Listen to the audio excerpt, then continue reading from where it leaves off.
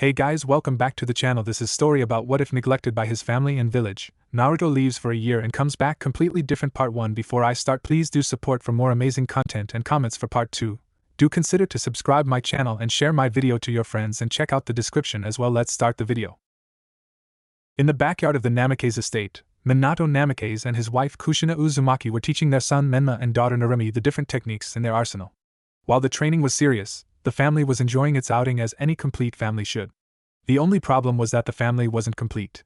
Staring at the perfect family from his room window, 10-year-old Naruto Uzumaki Namikaze sat watching and letting thoughts of the past resurface. Flashback 3 years ago. Naruto sat with his brother and sister beside him, anxiously waiting for his parents who had told them they had a big announcement. His mind was going crazy just thinking about what it would be, but deep down he knew what the announcement was. Their training would begin today. This would be a welcome change because lately his life had been going downhill. Naruto had started to realize that his siblings' wants were taking precedence over his all day every day. He at first believed he was just overthinking things, but soon discarded that after seeing how the villagers treated his family with respect but ignored him. The very same could be said about his godparents. Jiraiya would come by when he could to see his godchildren and teach them a few things while he was there. He spent most of his time with Menma and had stated on many occasions that he couldn't wait until he could take him as an apprentice. Not once had he spoken to Naruto. Tsunade lived in Konoha and worked as head of the hospital, so she made an appearance much more often but spent her time mostly around Narumi and treated her the same way that Jiraiya treated Menma, another godparent that had never spoken to Naruto. Minato and Kushina walked into the room, bringing Naruto out of his thoughts to make their announcement. Minato stepped forward and spoke. "Now kids, your mother and I have discussed this, and we both feel that it is time to teach you our family techniques and begin your training. I will train you in ninjutsu and taijutsu while your mother will train you in the use of chakra chains, kenjutsu, and controlling the Kyuubi's chakra." He finished with a smile which quickly turned to a frown as his oldest raised his hand. "Yes, Naruto?" Minato asked disinterestedly. Naruto frowned for a second at his father's tone but continued. "Will I be involved in this family training too?" he asked. Minato turned to look at Kushina, who frowned, and then back at Naruto. "No, Naruto, you will wait until the academy and learn the basics there. Your siblings have to learn to control the Kyuubi's chakra, so we won't have time to teach you as well," he answered, making Naruto's emotions begin to rise. "Well, what about having a clone teach me or leave me a scroll or something?" Naruto, "Stop. Your father and I decided this together. You will wait until the academy, is that clear?" asked Kushina harshly. Naruto curled his fists and nodded silently. End flashback. That moment in his life showed him that his parents cared more for his brother and sister, but it was another moment that showed him that they simply didn't care about him. Flashback. Namikaze triplets' 10th birthday. Naruto was sitting in a back corner of the living room watching as all of the guests conversed and gave their presents to his brother and sister. After so many years of the same old thing, it didn't affect Naruto as much, but it still hurt him. To know that he could die and no one would care was a horrible realization that Naruto just wasn't ready to accept. At least not yet. All the guests stopped talking when their Hokage and his father stepped forward. "I would first like to thank everyone for coming to my children's birthday party. I believe that my sensei Jiraiya and Tsunade have something for you too before I make my announcement," he said, looking at Menma and Narumi while moving to the side. Everyone watched as both Jiraiya and Tsunade walked towards the two with large scrolls in their hands and smiles on their faces. "Menma, I have watched you grow up and am proud to be able to offer you the Toad contract, which will help you immensely with your future career as a shinobi," he said with a smile, handing the contract to an excited Menma. Immediately afterwards, Tsunade walked up to Narumi. "Narumi, you will be a great ninja in the future, and I would be honored if you would sign the slug contract to help you in your future career," she said to Narumi, who practically snatched it out of her hands. After all the clapping and cheering was done, Minato stepped up. "Now I have an announcement that affects both of you. As of now, Narumi will become the heir to the Uzumaki clan and Menma will become heir to the Namikaze clan," he finished with a smile next to his wife. Before anything could be said or anyone could cheer, the sound that broke the brief silence was that of glass breaking. As everyone looked back to find the source of the sound, they were surprised to see Naruto with a broken glass being held tightly in his hand and a look of pure rage on his face. Saying nothing, he stomped up to his room and slammed the door. The party resumed shortly after. End flashback. It was now nighttime, as he had spent all day reminiscing about his past. Chuckling, he thought that it was a bit ironic that all the memories he had of this place would make it easier to initiate his plan to leave. Forest and Fire Country. Naruto was walking through the forest still in the land of fire. It had been 1 month since he had left Konoha and he already viewed it as an improvement. As he moved through the woods, he heard the sound of metal clashing. Sneaking towards the sound, he peeked from behind a tree and watched as a group of bandits were attacking a blue-haired woman all at once. As they attacked, she struck them down with her sword, which was a long, thin, silver blade with a golden handguard.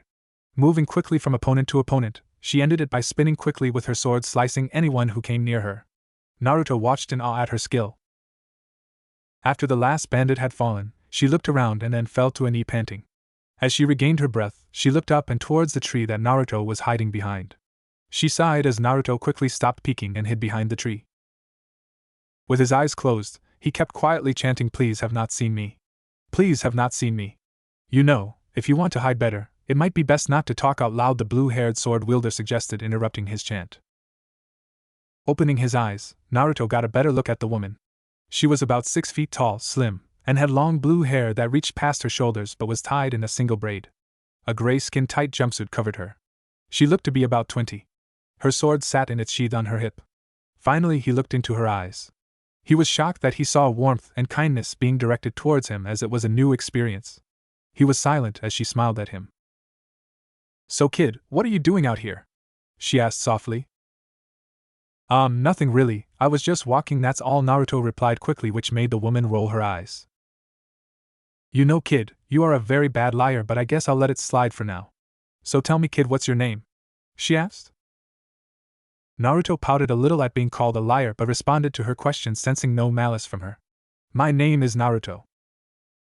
The brunette giggled at his pout. "Well Naruto, I'm Sarah, nice to meet you," she said, holding out her hand. Naruto took it, shaking the whole time. Sarah noticed this and decided to clarify everything. "Look Naruto, what you just saw, you don't have to worry about me doing that to you." That, she said, pointing to the many bodies that lay behind her, was self-defense. Naruto nodded quickly. Though he was shaken up from seeing his first massacre, he still was in awe at her skill. As she started walking away, an idea came to mind. "Teach me," Naruto yelled out, which made Sarah stop in her tracks. Looking at the ground, she was silent for a whole minute before turning around to answer him. "Why?" she asked, looking into his eyes to determine if his answer would be truthful or a lie to appease her. Naruto looked at her and replied with a fire in his eyes. "I want to be acknowledged, respected, and appreciated. I want to show everyone that I am worth looking at," he answered, no longer just answering her but himself as well. Sarah crossed her arms in thought and picked up on what he said in his speech. "What about your parents, family, friends, home?" she asked, interested in his answer. Naruto clenched his fist, but his gaze never wavered. "I have no one that I can call a friend, and my village and family refuse to even act like I exist.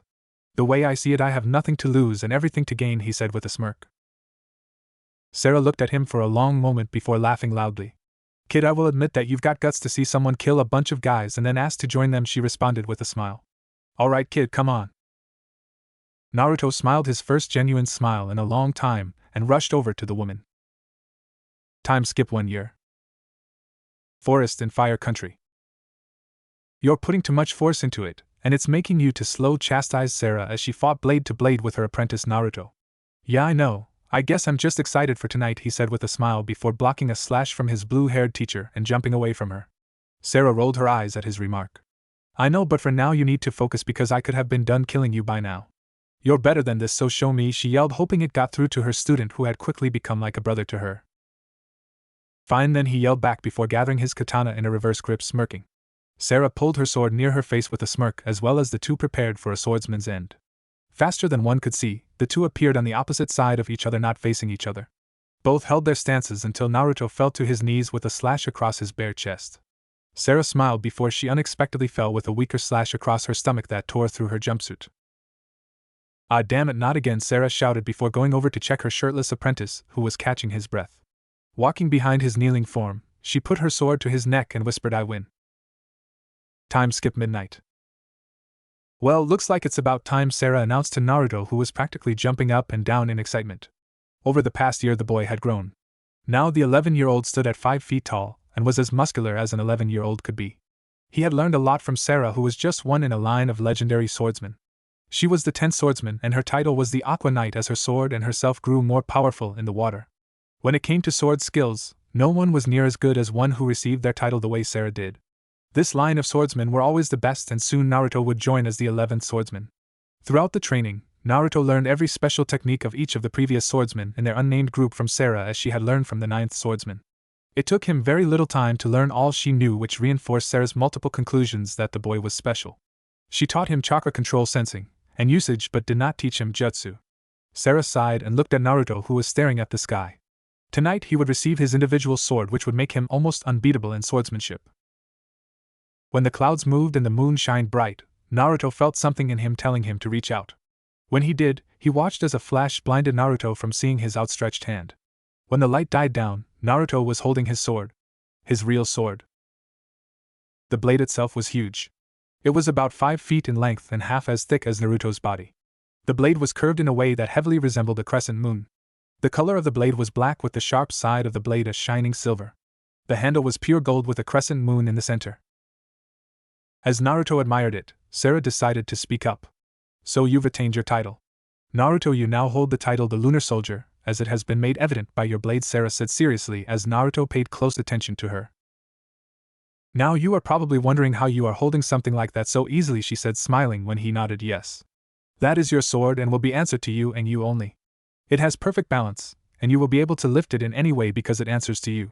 Now, unlike my sword, your sword is a defensive sword, as you can see by the shape and size, she explained.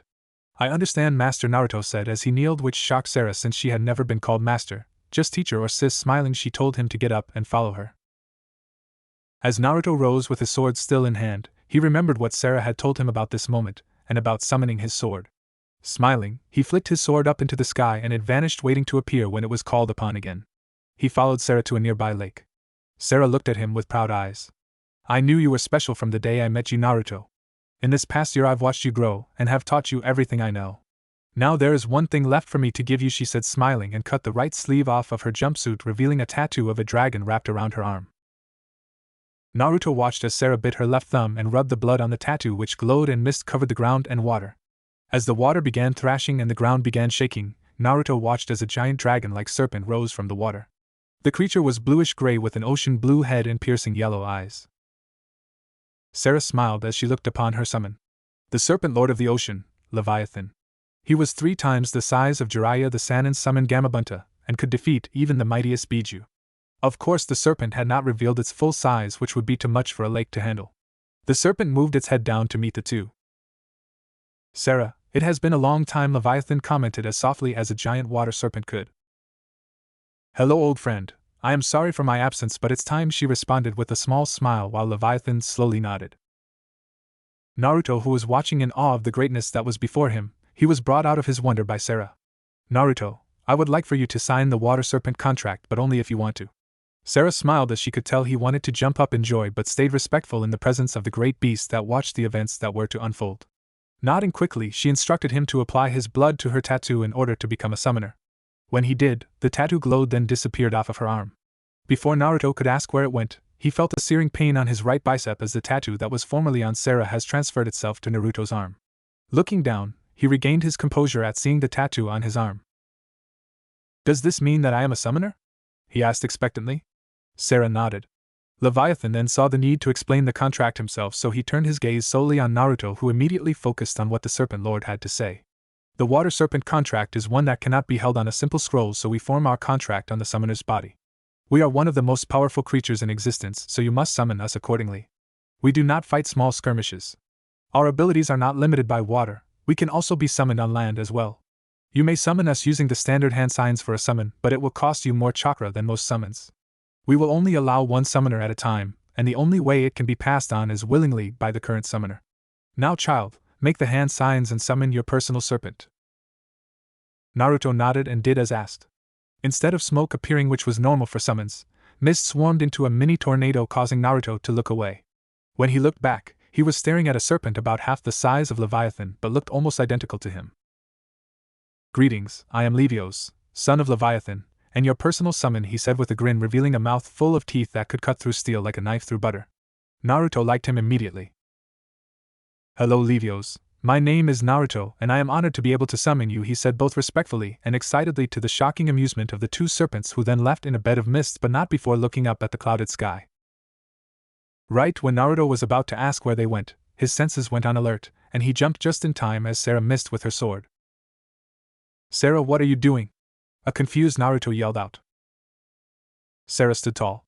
"Naruto, tonight you became the 11th swordsman, the lunar soldier, and the water serpent summoner. In order to complete this, you must kill me in this battle right here right now," she responded as rain started to fall. Naruto stood there with tears in his eyes as the rain started falling. "No! You're all I have. Without you, I'm all alone. I won't kill you. I refuse!" he shouted, letting his tears run. Sarah hated to do this to Naruto. He was so innocent, yet she was going to thrust him into a cruel and unforgiving world with no one. But she would be damned if she didn't give her most precious person the strength to make it in this world. "Naruto, you must fight me with everything you have in order to attain your full potential. Once you do, then I will know that you will be safe. I know you don't want to do this and I'm sorry for thrusting you into this, but it must be done," she said, crying. "Now fight me with everything you have or I'll never forgive you," she yelled and ran towards him.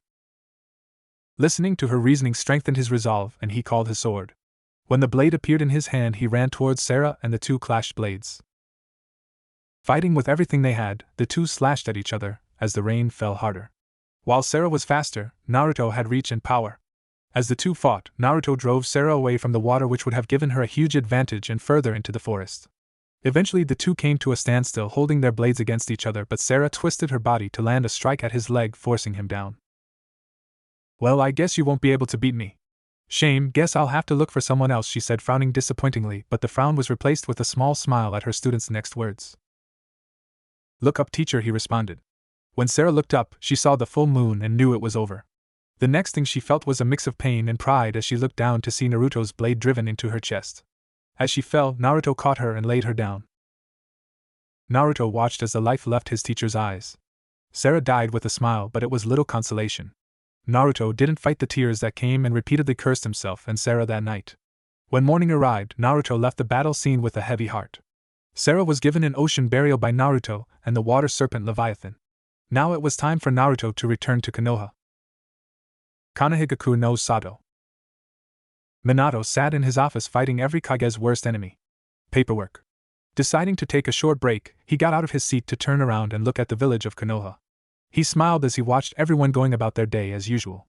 That smile disappeared when his eyes landed on a family of 3 having a picnic. Just a mother, father, and son sitting with a basket. This sight cut into Minato's heart. He thought back to when his family's life fell apart. Flashback 1 month after Naruto has left. Minato, Kushina, Narumi, Menma and come into the living room of the house after finishing training. "You two made some great progress today, so how about I take the whole family to Ichiraku's for ramen," suggested Minato, almost having to cover his ears at the children's response of ramen. He smiled and then thought about the one person missing: Naruto. The two hadn't spent much time together lately, so he decided in that moment that a lunch with the family would be a good start to getting more familiar with his son. "Okay, well, everyone wait here while I get Naruto," Minato said, shocking Kushina because she too had forgotten him so easily. Meanwhile, Menma and Narumi looked at each other, then started laughing. "Very funny, Dad, that failure's gone," Menma said, laughing while his sister did the same. Minato frowned, as did Kushina. "What do you mean gone? Is he at a friend's house?" Kushina asked, which only served to make the two laugh harder. Narumi finally calmed down enough to answer her mother. "Friends?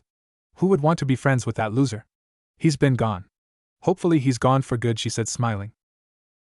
Minato and Kushina shared a look of horror before Minato flashed out of the house and into his office, where he called for a search for his son done by his best ANBU. After 3 months, he was forced to call off the search. End flashback.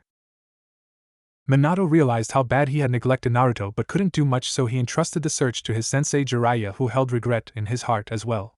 When word made it around the village, the overall feeling was regret and sadness because they never took the time to even notice the Hokage's firstborn. Kushina took it hardest. Ever since he left, she lost her happy, joyful demeanor.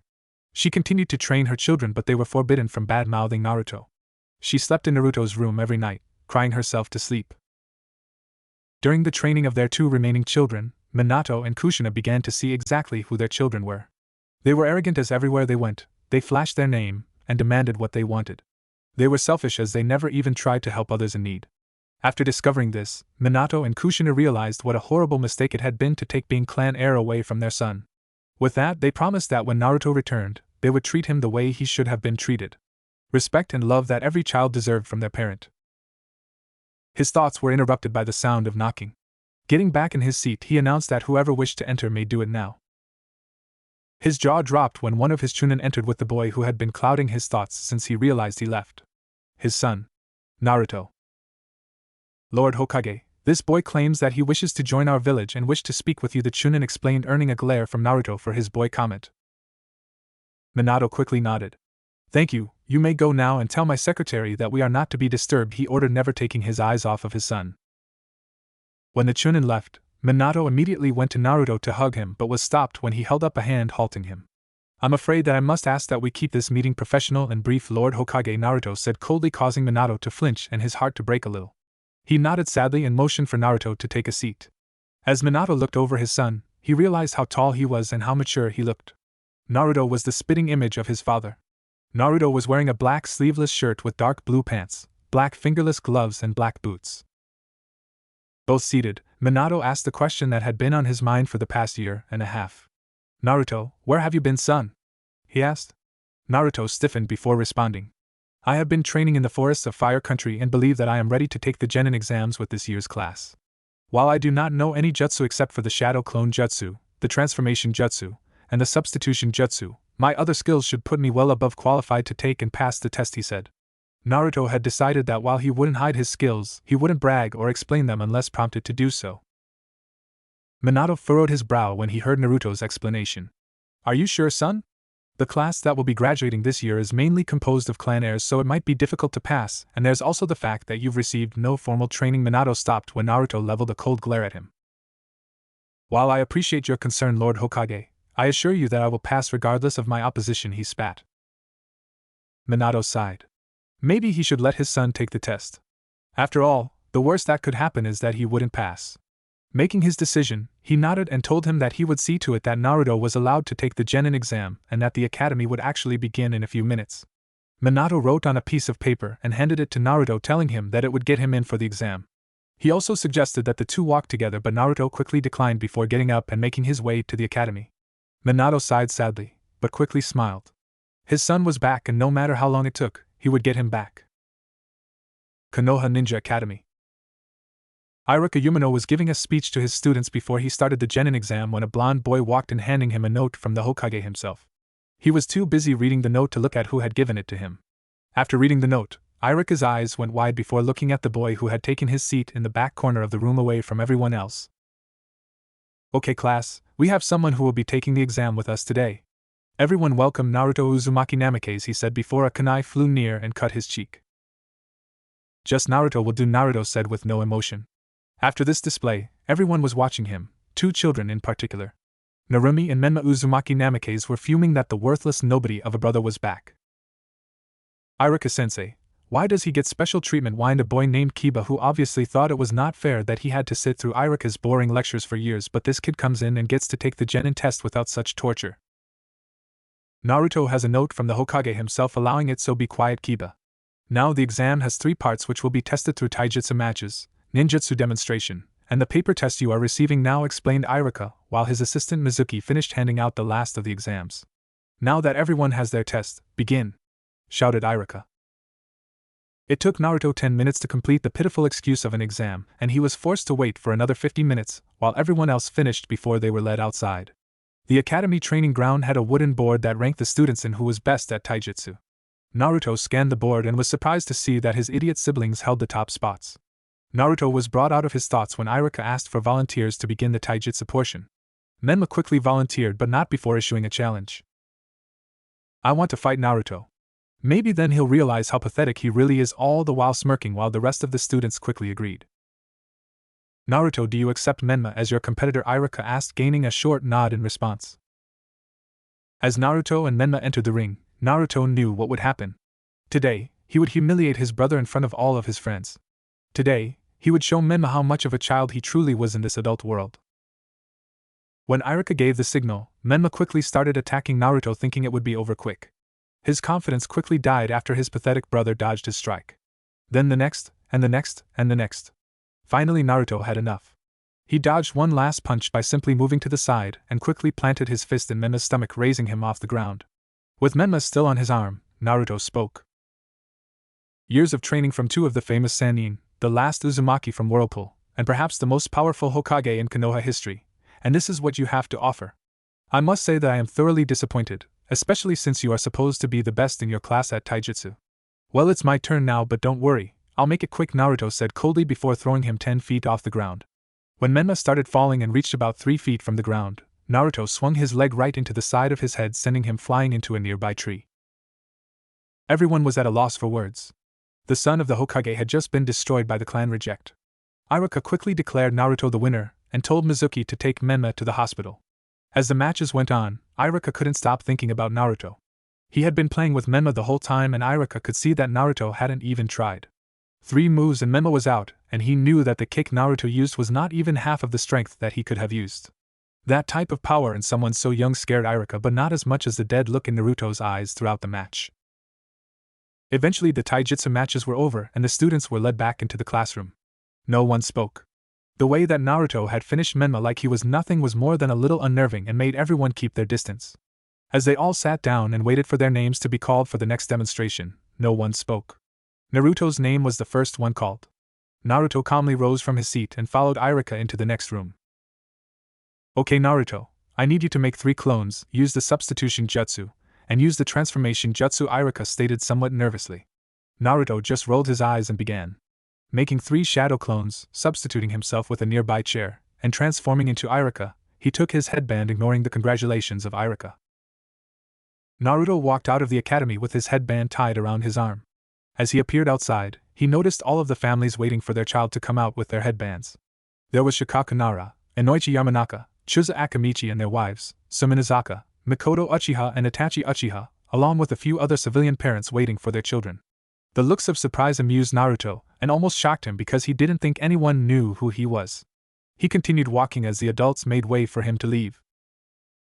Naruto started making his way to the Hokage's tower. It was time that he live on his own, and to do that he would have to clear it with his former father. Thinking about it, Naruto knew that Minato and Kushina may feel a bit of remorse, but it was too late. Though it had only been about 2 years since he was living here, so much had changed. He wasn't a kid anymore. Sarah had made sure that he knew that before he attained his title. His title was also something that had been on his mind lately. He knew that he was one of the most skilled swordsmen in the elemental nations already. All he needed now was to gain experience and let his name grow. That was the only reason he was in Konoha. Brought out of his thoughts by his realization that he had made it to the tower, he entered and proceeded to walk up the stairs to the Hokage's office. As he neared the door, he realized that the secretary was not there, and he started to hear yelling. Coming up to the open office door, he was greeted with the sight of Kushina Uzumaki Namikaze yelling at her husband. I want my son on my team, Minato. I haven't seen Naruto in over a year. I've missed so much, and I'll be damned if I miss any more of his life, so put him on my team, Kushina yelled. I must disagree, Mrs. Namikaze said, Naruto alerting the two to his presence as he walked into the office. Kushina's eyes immediately watered upon seeing the boy she had neglected for so long. Shaking out of her stupor, she started to run to hug her son but was held back by Minato, who simply shook his head, confusing and infuriating her greatly until she realized how Naruto had addressed her. Mrs. Namikaze. When Kushina stopped struggling, Minato quickly smiled. Naruto, how was the exam? He asked, making way to his chair to sit down as Naruto did the same. Disappointing, Lord Hokage, most notably in the form of Menma. But I'm sure that Tsunade will make sure he is perfectly well, Naruto said coldly. Both Minato and Kushina frowned. They both, along with help from Jiraiya and Tsunade, had trained both Menma and Narumi to be formidable opponents for most Chunin, yet Naruto spoke as if Menma was simply a waste of time. Their concerns were interrupted when Naruto began to speak again. As for your suggestion, Mrs. Namikaze, since I will be labeled as dead last for lack of attendance, I must be placed on the same team as the rookie and kunoichi of the year. And though Menma and Narumi are at the top of the board in terms of combat, I doubt that their test grades match. Isn't that right, Lord Hokage? Naruto asked with a smirk. Minato sighed, knowing that his son was right. That's correct.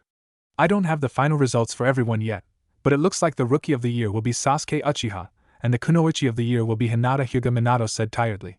He and Kushina had stressed to their children that book smarts were important, but it never took, unfortunately. Well, Naruto, what can I do for you right now? He asked, trying to figure out why his son was here. Lord Hokage, I was wondering if you could tell me of any apartments for sale, he asked, causing both Minato and Kushina's eyes to widen. What are you talking about, Naruto? You live at the compound with us. You can't leave, you're too young to live on your own, Kushina yelled. Naruto simply rolled his eyes and pointed to his armband. This means that I am considered an adult, and it is also highly irregular for a non-clan member to live at a clan compound, he said, confusing Minato and Kushina. What do you mean? You're still part of our clan with or without that armband, said Kushina. Naruto only shook his head.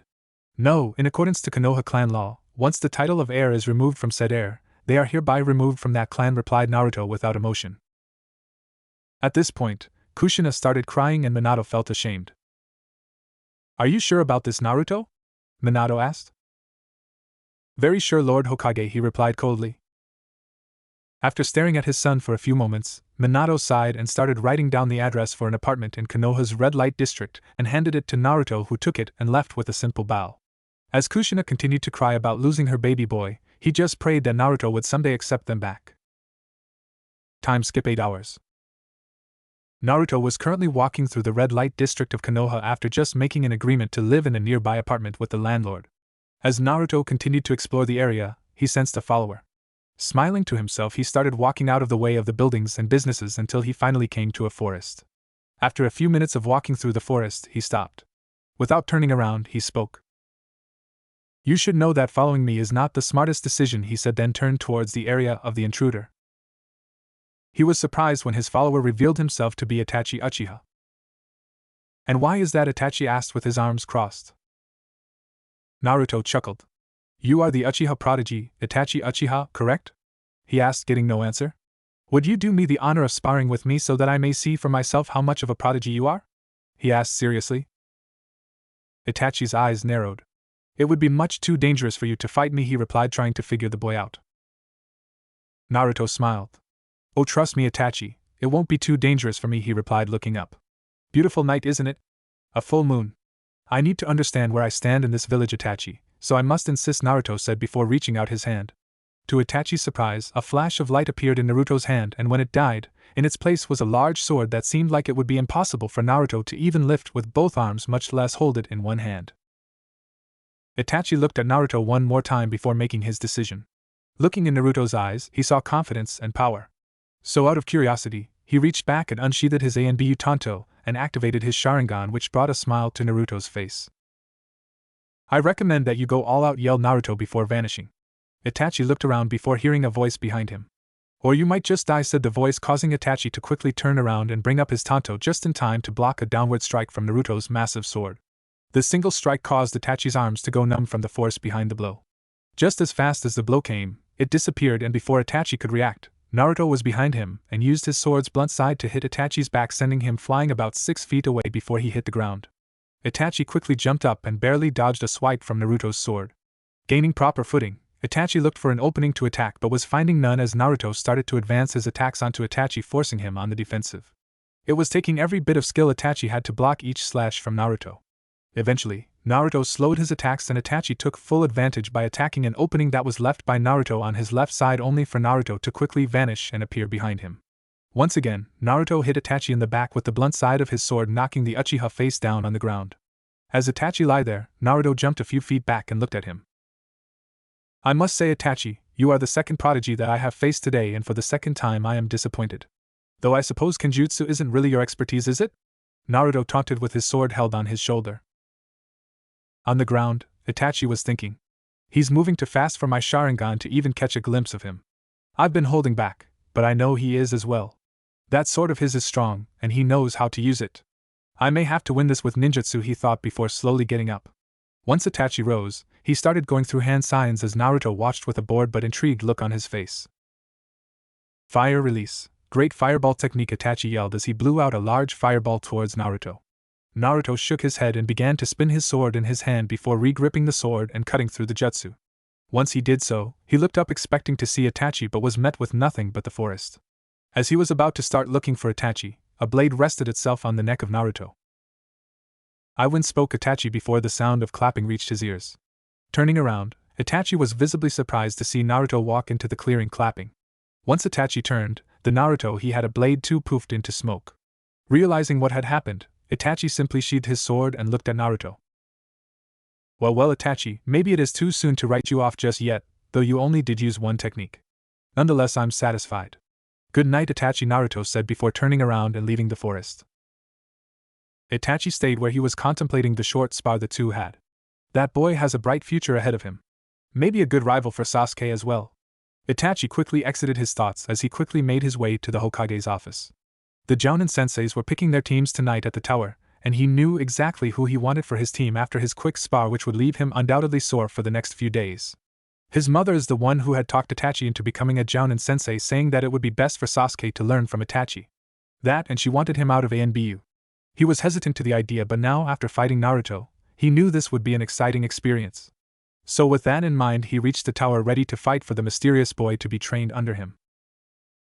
Naruto sat in the back of the class with his eyes closed. Currently he was going over his fight with Itachi the night before. Neither he nor Itachi were going all out, but he doubted he could take Itachi on anyway, considering the fact that Itachi only used one jutsu. Naruto smiled.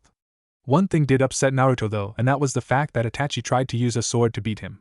Now Itachi couldn't possibly know about his prowess with a blade, but it still felt somewhat insulted and irked him slightly. He was drawn from his thoughts by the sound of all of the former academy students entering the classroom, excited about team placement, and not shutting up about how awesome it would be when they finally got to show off their moves to strong enemies. It annoyed Naruto immensely that these children had such a naive mindset about the life of a ninja. Once again, Naruto thanked Kami that he had been taught by Sarah, otherwise he may have ended up just like these idiots spouting up nonsense about their strength and how great they would be. Once again, Naruto was drawn from his thoughts as he felt the eyes of someone staring at him. Lazily looking around, he found the culprit to be Sasuke Uchiha, little brother of Itachi Uchiha. Sasuke POV. Sasuke stared at Naruto and was brought back to what happened last night when his brother arrived home. Flashback. Sasuke was in the backyard practicing his fireball jutsu when he sensed someone watching him. Turning around, he was met with the form of his older brother Itachi. He smiled at seeing his brother, but Itachi continued to stare, looking lost in his thoughts. "Hey Itachi, you okay?" he asked. Itachi shook his head and walked up to Sasuke before looking down at him. After a minute of staring, Itachi spoke. "Sasuke, there is something I need to tell you in regards to the boy named Naruto. You have seen him in a taijutsu match against Menma Namikaze, but that is it. Am I correct?" Itachi asked. Sasuke simply nodded and Itachi sighed. Once again Itachi gained a thoughtful look on his face before speaking. "Naruto is strong. Stronger than you, stronger than your class, and stronger than the class previous. He is a legend in the making, so I want you to examine him, learn from him, emulate him. It will only make you stronger in the long run, for I believe that soon, the boy may be stronger than all of us." Itachi finished before walking back inside and leaving Sasuke to think about his words. Flashback end. Sasuke just looked at the boy that his brother had told him about until Naruto met his stare, causing him to turn away. Not long after, Irika entered to announce the teams. Irika gave a short speech congratulating the new genin before announcing the first team. Normal POV. Team 7 will be Menma Uzumaki Namikaze, Narumi Uzumaki Namikaze, and Sakura Haruno under Kushina Uzumaki and Kakashi Hatake. Team 8 will be Hinata Hyuga, Kiba Inazaka, and Shino Aburame under Kurenai Yuhi. Team 9 is still in circulation, so on to Team 10. Team 10 will be Ino Yamanaka, Shikamaru Nara, and Choji Akimichi under Asuma Sarutobi. And finally Team 11 will be Sasuke Uchiha, Yakumo Kurama, and Naruto under Itachi Uchiha. Now everyone wait here for your senseis, and once again, I am very proud of all of you, he finished. After Irika left, Naruto looked around the classroom for his other teammate but couldn't find her, mostly because he didn't know the names of the majority of the class. Before he could think on it anymore, a dark figure entered the classroom. Itachi Uchiha had arrived. Team 11 meet at Training Ground 11, he said before shining away in a flock of crows. Naruto watched as Sasuke rose and noticed a frail-looking girl in the opposite corner of the room stand as well. Sasuke approached him and the girl followed. Sasuke stopped in front of him. "I know where Training Ground 11 is, so you two can follow me," he said, observing Naruto and ignoring Yakumo. Naruto looked at Yakumo and nodded. "Lead the way and we will follow," he said, and the three took off. Training Ground 11. Itachi sat on a wooden stump thinking about his team. He knew everything about his brother in terms of skill and personality. Yakumo was shy and had a weak body but was said to be a genjutsu prodigy with the ability to make her illusions real, and then there was Naruto. Even though he had the least information on him, Itachi could already tell from their spar that he was the strongest genin on the team. He was interrupted from his thoughts as the three genin that had been on his mind arrived in front of him. Itachi looked blankly at the group before speaking. Sit down and introduce yourselves, Itachi said, motioning to the ground. The three said nothing before Itachi pointed at Sasuke to speak and received a nod. I am Sasuke Uchiha. I like training in my family. I dislike fangirls and the weak. My goal is to bring honor to the Uchiha clan, he said before looking back at Itachi, who nodded and pointed to Yakumo without a word. Yakumo rubbed her arm before speaking quietly. My name is Yakumo Kurama and I like my family in Genjutsu. I dislike perverts and rapists, she said in a tone that seemed very out of character for the seemingly shy girl. My goal is to become the best Genjutsu master ever, she finished with determination in her eyes, which proved to Itachi that she would be willing to work hard to achieve her goal. Once again Itachi nodded. Itachi then turned to the final team member who was resting his head on his chin looking right at him. Naruto, your turn, Itachi said, wanting as much information on his genin as possible. Naruto contemplated what to say for a moment before speaking. My name is Naruto. I like my sword, training, and the moon. I dislike the arrogant, and those who can't back up what they say. My goal is unimportant, Naruto finished, surprising Itachi that the boy had chosen to reveal that much considering the fact that Naruto didn't seem like the sharing type. Sasuke looked over Naruto before responding to his answer. I don't see a sword with you, he pointed out. Naruto looked at him but never replied. After thinking about each of his team's responses, he stood up to speak. Most of the genin teams are taking a test to determine whether or not they deserve to be genin based on teamwork. The fact that you came to the training ground as one unit is enough to assure me that the three of you will work together. But I do want to test your combat abilities, so all three of you are to attack me so that I may understand each of your abilities, he finished before crossing his arms, looking bored but keeping an eye on Naruto, who also had his arms crossed. Sasuke took offense to the fact that his brother seemed to be underestimating him so blatantly, so he rushed forward and launched a kick at Itachi's head, which was blocked by Itachi simply raising his arm. The effortless block just served to infuriate Sasuke further, as he got up, launching shuriken at Itachi and preparing his fireball jutsu. Itachi sighed and shook his head. His little brother, ever the one to fall victim to his emotions. He took out a kunai and simply swiped through the shuriken. By the time he had blocked them, Sasuke's fireball was launched and coming after him. He lazily replaced himself with a log and appeared in front of Sasuke, who was lightly panting. With one punch, he sent Sasuke flying into the forest. Itachi looked back to Naruto's position only to find no one there. Once again, Itachi sighed but figured his team would come after him again soon. Sasuke was rubbing his cheek where he had been punched, surrounded by Naruto and Yakumo. Naruto took the opportunity of Sasuke being silent to speak. Listen, none of us are a match for Itachi, but together we may be a slight challenge. Here is what we are going to do. I will go out and challenge Itachi, and while we fight, Yakumo will cast the genjutsu. Naruto was interrupted before he could say more by Yakumo of all people. Naruto, I'm nowhere near Itachi's level of genjutsu. Anything I try and cast would be dispelled by him before it take effect, she said. Naruto shook his head. Normally that would be true, but he won't be paying enough attention to know when the genjutsu starts, and by the time it does, it will be too late. Make a genjutsu that will keep him still. When he dispels the genjutsu, I will be there to hold him in place. That is when you, Sasuke, will come from the forest to force him to surrender by putting a kunai to his neck. Itachi gives up, we win, and it's over. Got it? He asked, getting confident nods from his teammates. Naruto smirked. Maybe this team could actually work. Itachi was standing and waiting for his next opponent when he heard footsteps behind him. Turning around, he was met with the sight of Naruto walking towards him. Itachi immediately prepared himself, knowing that this was perhaps the only genin that could require most of his attention. I see you came alone. Are you looking to finish what was started last time? Itachi said with a smirk. Naruto rolled his neck with a pop sound as a result. Without a word, Naruto dashed forward with the speed of at least Haichunin, aiming to punch Itachi in the face.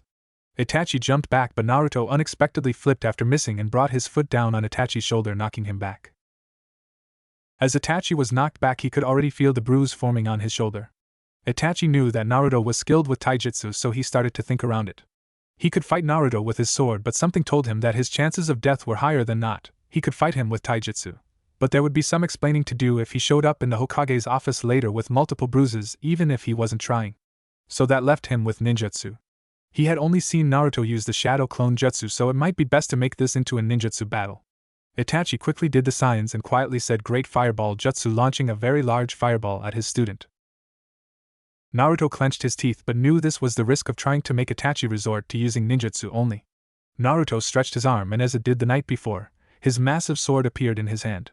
Deciding to show Itachi something he hadn't shown him previously, he pushed chakra into and around his sword. Raising his arm, He swiped down powerful enough to push his blade into the ground towards the incoming fireball. A chakra wave formed from his sword and flew, splitting the fireball. But the wave continued and was now nearing Itachi. Itachi was able to jump away at the last second but watched the result of the wave. Once the wave hit the trees, it was as if hundreds of sword slashes were attacking the trees at once. Before Itachi could overcome his shock, he felt something grabbing him. Looking down, he was surprised to see many thick vines overcoming him and holding him. Just as it was about to completely overcome him, he sensed that it was a genjutsu and dispelled it. Once he did, he was met with the sight of his brother holding a kunai to his throat, daring him to move. Itachi smirked and simply said, "I surrender." Sasuke removed his kunai, Yakumo came out of her hiding space, and Naruto joined the team from his spot. Itachi spent the next 2 minutes examining his team and analyzing their strategy. It was a very sound plan with even better execution. He could tell already that this team would go far. Though his brother had been a bit disappointing, he was still involved in the outcome, and would only get better. Yakumo's timing and strength of her genjutsu were practically flawless, and Naruto's ability to make Itachi lose focus of his teammates was very inspiring.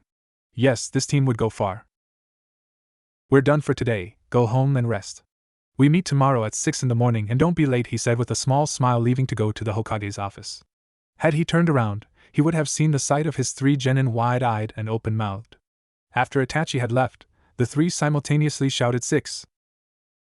After the shock of training time wore off, Sasuke and Naruto started to go their separate ways before being stopped by a quiet voice saying, "Wait." The two turned around to see Yakumo rubbing her arm. I was hoping that we could all go out and get something to eat and get to know each other since we are on a team together," she said expectantly, and hoping they said yes. Sasuke shook his head. "I have to go train and get stronger." "Maybe you should as well instead of worrying about socializing," he said before leaving. Yakumo quickly developed a disappointed and hurt look before looking at Naruto. Naruto was quiet for a moment before nodding. "That sounds good. I noticed a restaurant on the way here, Yakiniku-kyu I believe it was called," he responded. Yakumo smiled and nodded. The two took off to Yakiniku-kyu while their ever-polite teammate returned home to train. All Jounin senseis were gathered in the Hokage's office waiting to give their reports. Minato entered the office and sat at his desk followed by the current elders of the village, Jiraiya and Tsunade. "Okay, so the team tests were today. Please give me the results, everyone," he said as each Jounin stepped forward to give their report on their team. Team 1 fail. Team 2 fail. Team 3 fail. Team 4 fail. Team 5 fail. Team 6 fail. Kakashi stepped forward. Team 7 pass. Menma and Narumi performed well except for that they were easily goaded into a fight and too often let their emotions cloud their decision-making. "The Haruno girl is a bit of a problem as well, but I believe that we can train her and make her useful," finished Kakashi with Kushina nodding behind him. Minato sighed.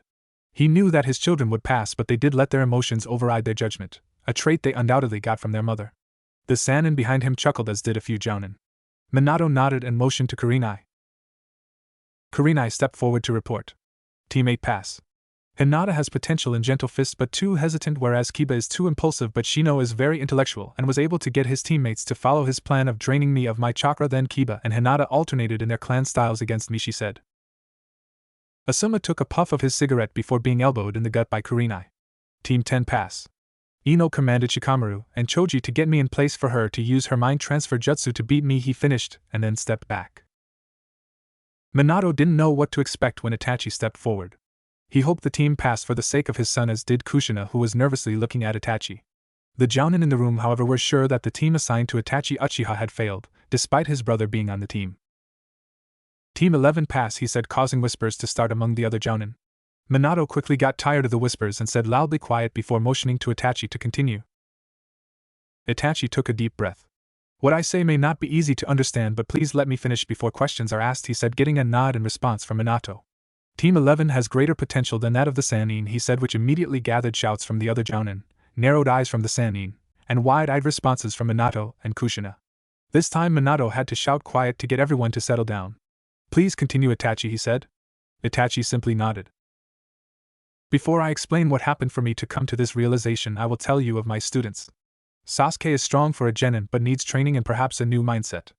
Yakumo is a genjutsu prodigy with potential surpassing that of my own in the field," he said, getting wide-eyed shocked responses from every Jounin in the room, but none as shocked as Kurenai.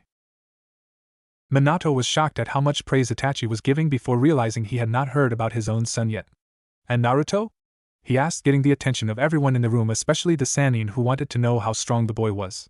The boy who they were supposed to have a relationship with but instead never even acknowledged him. Itachi sighed for what seemed like the 100th time today. Naruto is the strongest genin and perhaps the strongest chunin in Konoha, he said, getting the most shocked reactions that he had gotten all day. And that is just during the day. At night, I'm unsure exactly how strong he is, but his power is immense, perhaps as strong as I am with my Sharingan activated, he finished, expecting the questions to flood like water breaking a dam. Minato spoke first. How do you know he is strong at night, Itachi? He asked curiously. Itachi looked at the Hokage, ignoring everyone who were still trying to fathom what he was saying. After the graduation exam, I tailed him. It was relatively late, and he sensed me. We had a short conversation before he challenged me and summoned a giant sword almost as tall as him and just as wide as his body. Before he attacked, he made a suspicious comment about how beautiful the moon looked and then attacked. We fought, and it ended with me finding out that I was fighting a clone the whole time. But more surprising, he was toying with me while using his sword. I launched a fireball at him, and he simply cut through it. He is very strong during the day, especially with that sword of his, but at night, he's almost unstoppable, Itachi reminisced. Kushina spoke next. You keep saying he has a sword, but I've never seen him with it. Also, how good is he? Is there any room for improvement? She asked, hoping for another way to bond with her son, as she was a sword master herself. Itachi chuckled, which soon turned into a full-blown laugh, leaving a few wondering if he had gone off the deep end.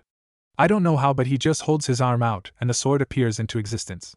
And as for needing improvement, I think he's perfectly fine in the area of swordsmanship. Minato then decided to wrap everything up. How did your team pass, Itachi? He asked, getting back to the point. Itachi nodded. Naruto kept me focused on him, and when I used my giant fireball, but he summoned his sword and cut it in half, but a chakra wave from the sword kept going, barely missing me. The chakra wave hit a tree, and when it hit, it was like hundreds of strikes at once. While I was focused on Naruto's attack, Yakumo was able to cast a genjutsu in which vines attempted to smother me. When I dispelled it, Sasuke had his kunai to my throat, so I surrendered. They work well together and are powerful in their own right, he finished. Minato took a deep breath before thanking everyone and letting them leave. Kushina, Kakashi, Jiraiya, and Tsunade stayed behind. What do you all think? Minato asked. Everyone was silent before Tsunade spoke. We fucked up. Yakinikakyu. Naruto and Yakumo sat next to each other enjoying their meal. Yakumo then turned to Naruto. So you left the village and learned how to use that sword I saw? Yakumo asked for the third time since arriving at the restaurant. Naruto simply nodded. What was it like outside of Konoha? She asked. Naruto swallowed the food in his mouth before responding. Well, I mostly stayed in the forest, but it was nice. Naruto then asked a question that had been slightly bugging him. I'm curious why you didn't invite any of your friends. I'm not the most fun person to hang out with. Yakumo's smile turned into a sad frown, and she looked down. Naruto gave her time before she responded. I don't have any friends. When I was younger, there was something wrong with me. My personality had split to form a creature called Ito. I'm fine now, but everyone still walks on eggshells around me, even my own family, she said, and tears began to fall. Suddenly, something unexpected happened. A hand grabbed and held hers. She looked up to see Naruto looking at her with genuine worry and care. It made her heart flutter. After staring into Yakumo's eyes, Naruto spoke. You don't have to worry about that anymore. The past is the past, and if no one wants to hang out with you now, then fuck him. If people call you weak, destroy them. If no one believes in you, make them believe in you. And always remember, if you feel alone, you've always got me, he said with a smile. Yakumo teared up and hugged him tight. She felt at peace when she felt him hug back. It had been a month since Team 11 was formed. The team had grown stronger together both physically and emotionally. The three shared a strong bond with one another. It had taken some time and effort, but Naruto and Yakumo were eventually able to crack Sasuke's shell enough that he would now willingly hang out with the two. Another bond that had increased exponentially was that of Naruto and Yakumo. Ever since their time together after training, the two hung out more often, getting to know each other to the point of becoming best friends. They understood each other because of similar feelings of loneliness. Secretly, over the past month, the two had developed feelings for one another but kept quiet about it. The three as a whole had the best teamwork and best record for missions completed despite being D-ranked. It is after finishing the D-ranked mission of finding Tora the Demon Cat that we find Team 11 in the Hokage's office. Hokage's office. Minato was already tired from his earlier paperwork, which had now increased due to the actions of Team 11. Your mission was to capture Tora and return it to the daimyo's wife. Care to explain what went wrong? Minato asked, waiting for an explanation. We returned the cat. I don't see what the big deal is, stated Naruto, with both his teammates nodding in agreement. Itachi put his face in his hands out of embarrassment. Minato's eye twitched violently. The big deal is that when returned, Tora had half of his tail cut off and cauterized by a fire jutsu. The cat is also now suffering from post-traumatic stress disorder due to a genjutsu placed on it. I would say all in all that is a big deal, he said. I am tempted to assign you 20 more D-rank missions without pay, he said, getting gloomy looks from the team. Naruto was more annoyed than gloomy. He hated this. He wanted to fight, he needed a challenge, something he most certainly was not getting from these ridiculous D-rank missions. The only thing more annoying to him than the D-ranks was the fact that the Hokage and his wife had taken to trying to get him to return home. Even the Sannin had attempted to get on his good side, offering training and summoning contracts, acting like the neglect that he had suffered from them didn't exist. It made him sick. Yakumo had suggested that he give Minato and Kushina a chance, and Naruto had promised that he would think about it. Lately he had been thinking about reconciling with his parents. He knew it would take time, but he was slowly becoming more open to the idea as long as they stopped annoying him with questions like "How are you?" and "Are you eating your vegetables?" Naruto decided to push his thoughts to the side as he saw Sasuke ranting about something, so he decided to tune in. I think it's time that we get something worth our time. We are the strongest genin team you've got, and you know that, so give us something that will be a challenge, Sasuke finished before earning a punch to the head from Itachi. Itachi had witnessed his brother's growth in the past month and was genuinely proud. His little brother had grown not only as a fighter but as a person as well. But even after his transformation, Sasuke still needed to be reminded of his place from time to time. Minato contemplated Sasuke's words and looked at Itachi. Itachi, do you believe that your team is ready for a C-rank mission? Minato asked, gaining an immediate response of a nod. Very well, I have an escort mission for a bridge builder to Wave Country if that satisfies. I'm confident that you would be able to handle any mishaps, Itachi, he said, but became confused as Itachi shook his head. My apologies, Lord Hokage, but I will not be able to attend this mission due to clan business. Even though I will be absent, my team is more than skilled enough to take this mission on alone, Itachi stated, gaining blushes from his genin. After a few minutes of thought, he nodded slowly. He had heard very good things about Team 11, also known as the Second Coming of the Sannin, shorter name still pending. Itachi openly bragged about his team when asked about them, which was very out of character for the normally quiet, well-reserved Jounin. Fine, but if there are any problems, you are to send for help immediately. Do you understand, Team 11? He asked and received nods in response. Good. You bring Tazuna in. Moments later, an obviously drunk old man entered the room, stumbling a bit. So this is what I get for all the money I'm paying. A couple of brats still in their diapers? He asked, causing Team 11 to unconsciously leak a small amount of killer intent. Before it could go any further, Minato intervened. Tazuna, I assure you that this genin team will get you to Wave without a hitch, he said. Tazuna just grunted. Itachi turned to his team. I want each of you to pack for a C-rank mission and meet at the gates in an hour. I have to go sober the client up. All three genin nodded and shined out of the office. Village gates 1 hour later. The three genin stood together talking about the mission. I'm pretty nervous, to be honest. Our first C rank and we don't even have Itachi-sensei to help us, Yakumo said, looking down. Naruto looked at his friend and took her hand in his, causing her to look up. We've got each other. As long as we stick together we'll be fine, so don't worry, Yakumo said Naruto in a gentle tone. Yakumo smiled appreciatively and tightened her grip. Sasuke rolled his eyes at the sight. Get a room, you two, he said, causing Naruto and Yakumo to blush. Anyway, like Naruto said, we'll be fine. Especially with an Uchiha on the team, he said proudly and full of determination. But you haven't even unlocked your Sharingan yet, Sasuke, Yakumo said, causing Sasuke to immediately develop a rain cloud over his head and start muttering statements about dishonoring the Uchiha clan. Both Naruto and Yakumo's sweat dropped at the sight before going over to comfort Sasuke and tried to help him regain his former confidence. This is the sight that Itachi and Tazuna arrived to. Itachi sighed and Tazuna looked at Itachi before asking, is it too late to get a different team? Which never got a reply. When the team realized that the client and their sensei had arrived, they immediately recovered and stood straight waiting for instructions. Itachi shook his head. Okay team, you know the mission now, go out there and make me proud, he said with a small smile. The team smiled as well and nodded. And with that, Team 11 and Tazuna the bridge builder took off to Wave. While Naruto and Sasuke were keeping a lookout for any bandits, Yakumo was looking around and taking in the scenery of the forest outside of Konoha. So this is what it's like outside of Konoha. I like it, Yakumo said before turning her attention to Tazuna, who seemed very nervous. So Tazuna, what's Wave like? Yakumo asked, trying to calm him down. It seemed to work, as Tazuna thought for a moment before speaking. Wave used to be beautiful. The people were happy and everyone took care of one another. It was perfect. That is until Gato showed up. Gato is the head of the Gato shipping company, so he quickly commanded a lot of authority over us because we need the seas to survive. But Gato came in and started bleeding us dry. We were so scared until Kaiser, the village hero, stood up to Gato. Gato had him executed in front of everyone to make an example of what happened when someone defied him. After that, our village lost hope. But this bridge I build will make it so that we aren't forced to rely on Gato and bring hope to our people, he said with determination that impressed Team 11. After Tazuna had finished, the four continued walking until they came across a puddle in the middle of the road. Naruto and Sasuke shook their heads. We're never gonna hear the end of this from Yakumo, are we? Asked Sasuke. Naruto shook his head no. One thing Yakumo hated was when people misused genjutsu. After beating the person to a pulp, she tended to go on long rants about the skill and beauty of genjutsu, and how much she hated those who tried to tarnish it. Naruto and Sasuke stopped in their tracks and walked back towards Tazuna to cover him. Whatever the threat was, they doubted that it would be too much to handle. After only a month of training under Itachi and with Naruto and Sasuke, her body was no longer frail and weak. She now had the most physically fit body of any of the girl in her genin class, which really came as no surprise except maybe Narumi, who had trained seriously her whole life. Yakumo was also very flexible and incorporated that into her taijutsu.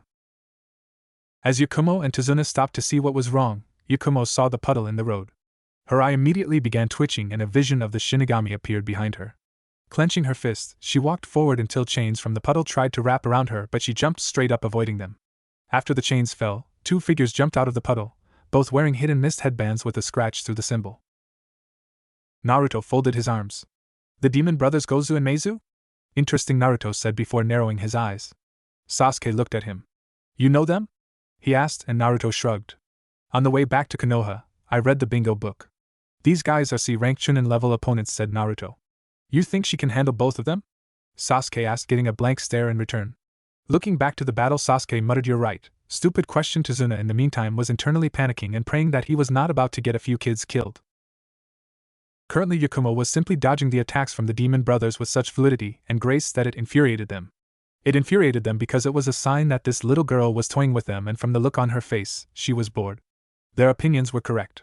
Yakumo was bored, so she decided to end it. After dodging another strike from Gozu, she pushed off her back foot while grabbing her kunai and dashed towards him, stabbing just above the heart and flipping into the air.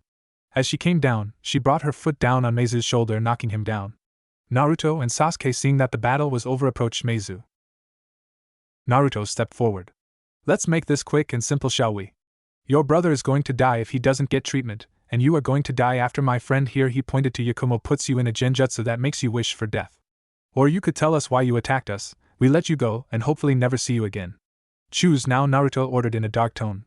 It was a no-brainer for Meizu, who couldn't feel his arm because of Yakumo's kick. He quickly spilled everything he knew and then was allowed to leave. The three genin turned to Tazuna. So it looks like Gato wants you dead. Oh well, let's keep moving, he said, and the team started walking forward. Tazuna was shocked. He was sure that the three would abandon the mission because he had lied, but here they were continuing in spite of it. Hurry up, Tazuna shouted Naruto, shaking Tazuna out of his stupor as he ran to catch up. It had been an hour since the four had gotten off the boat to get them closer to Wave, and the team was bored. Luckily, they were almost there, according to Tazuna. So bored. When are we gonna get some action, yelled Sasuke before the team heard a buzzing sound. Immediately Team 11 and Tazuna, thanks to Yakumo being there, dropped to the ground before a giant sword could decapitate them, and flew into a tree. Getting up, Naruto turned to Sasuke.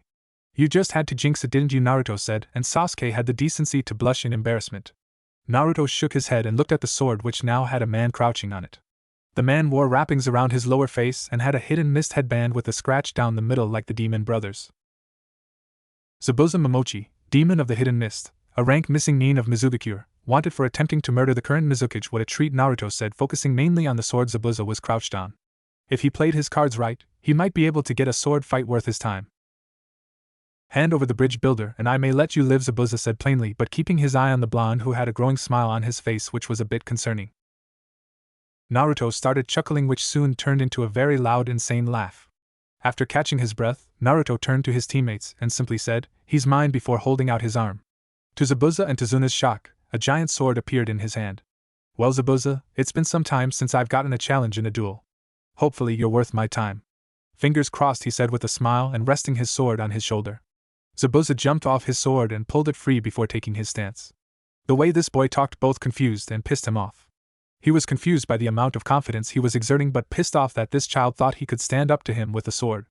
Don't say I never gave you a choice, said Zabuza before dashing at him, poised to strike, but his attack was cut off by Naruto's giant sword, which blocked his own with ease. Chuckling, Naruto pushed back before twisting the sword position in his hand to bring it down on Zabuza. The slash was blocked, but it left Zabuza's arm tingling. The next thing he knew, Naruto was behind him, facing away from him. Before he could question what he was doing, he felt a great amount of pain in his abdominal area. Looking down, he was shocked to see a wound from Naruto's sword. Turning around, he was met with the sight of Naruto smiling. "How are you so fast with the blade like?"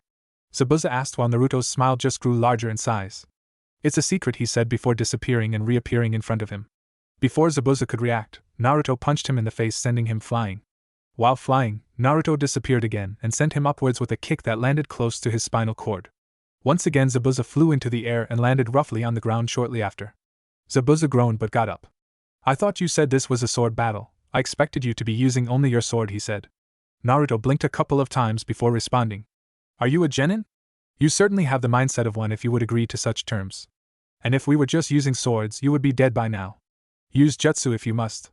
Show me your full power, it matters not. The end result will still be your death," Naruto said, gaining a dangerous look in his eye. Zabuza quickly retreated to the middle of the lake behind them, and Naruto slowly followed. Naruto watched, sword in hand, as Zabuza shouted, hiding in the mist jutsu, and a wave of mist began to rise, making him invisible to Naruto, or so he thought. Naruto just yawned and raised his sword and started spinning it in his hand. As it spun faster, the mist collected and dispersed while Zabuza stood there surprised at the boy's skill with his sword. "Well, I'll admit, boy, that you are good, but let's see you shake off this one." "Water dragon jutsu," Zabuza shouted. A dragon formed of water immediately rose from the lake and attacked Naruto. Naruto once again shook his head and raised his sword to the sky. When he swung his sword down, a chakra wave was created, and it flew through the water dragon and barely missed Zabuza. "It's time to end this." "I'm sorry for what is about to happen," said a voice from behind Zabuza. When he turned around, Naruto was there to make a slash at his chest, then disappear. The next slash came along his right arm, then his left shoulder, then the back of both of his thighs, and finally across his back. Zabuza was still alive, but he had never felt this much pain before. Before he could have another thought, Naruto appeared in front of him with his sword drawn back behind him, and with an upward slash, Zabuza was launched 20 feet in the air. Naruto forced chakra to his legs and jumped above Zabuza with his sword once again raised to the sky. Naruto then shouted words. "Hammer slash," the boy shouted before bringing his sword down on top of his chest and pushing the two quickly to the ground with a collision so great that the area of the lake where the two landed pushed the water away, leaving them on a dry surface. Naruto looked down and recognized that Zabuza was still breathing, but barely. He had perhaps 2 minutes to live. Naruto grabbed his body and leapt to shore before the water filled the area the two were previously in. As Naruto set the demon of the mist down, he had to move his head as a girl with black hair came flying out of the forest with an enraged look on her face and throwing Saban at him. "You son of a bitch! How could you?" the girl shouted with tears running down her face. "Haku," said the weak voice of Zabuza as loudly as he could. Haku immediately stopped her attack and rushed over to Zabuza's side. "Master, I'm sorry. This is my fault, I failed you," she said, leaking tears. Zabuza looked at her and shook his head slightly. "No, Haku, I failed you. I made you feel like you were just a tool to me when really you were so much more. Listen, because I don't have long. I want you to go with this boy and his team. You'll be safe as long as you stay with them. I love you, daughter," he finished, and like that, the demon of the mist was no more. "I love you too, father," Haku silently said, still holding on to Zabuza's dead body. Naruto observed the scene with mixed feelings. On one hand, he wasn't sure that he should take this Haku with him as she could pose a problem, but on the other hand, looking at them had reminded him of his last moments with Sarah. He sighed. She didn't seem like a threat to him, so he supposed that he could abide by Zabuza's last wishes from one swordsman to another. Naruto walked forward. "We can give him a water burial here, and then you may join us if you wish," Naruto said to the still devastated Haku. She simply nodded in response.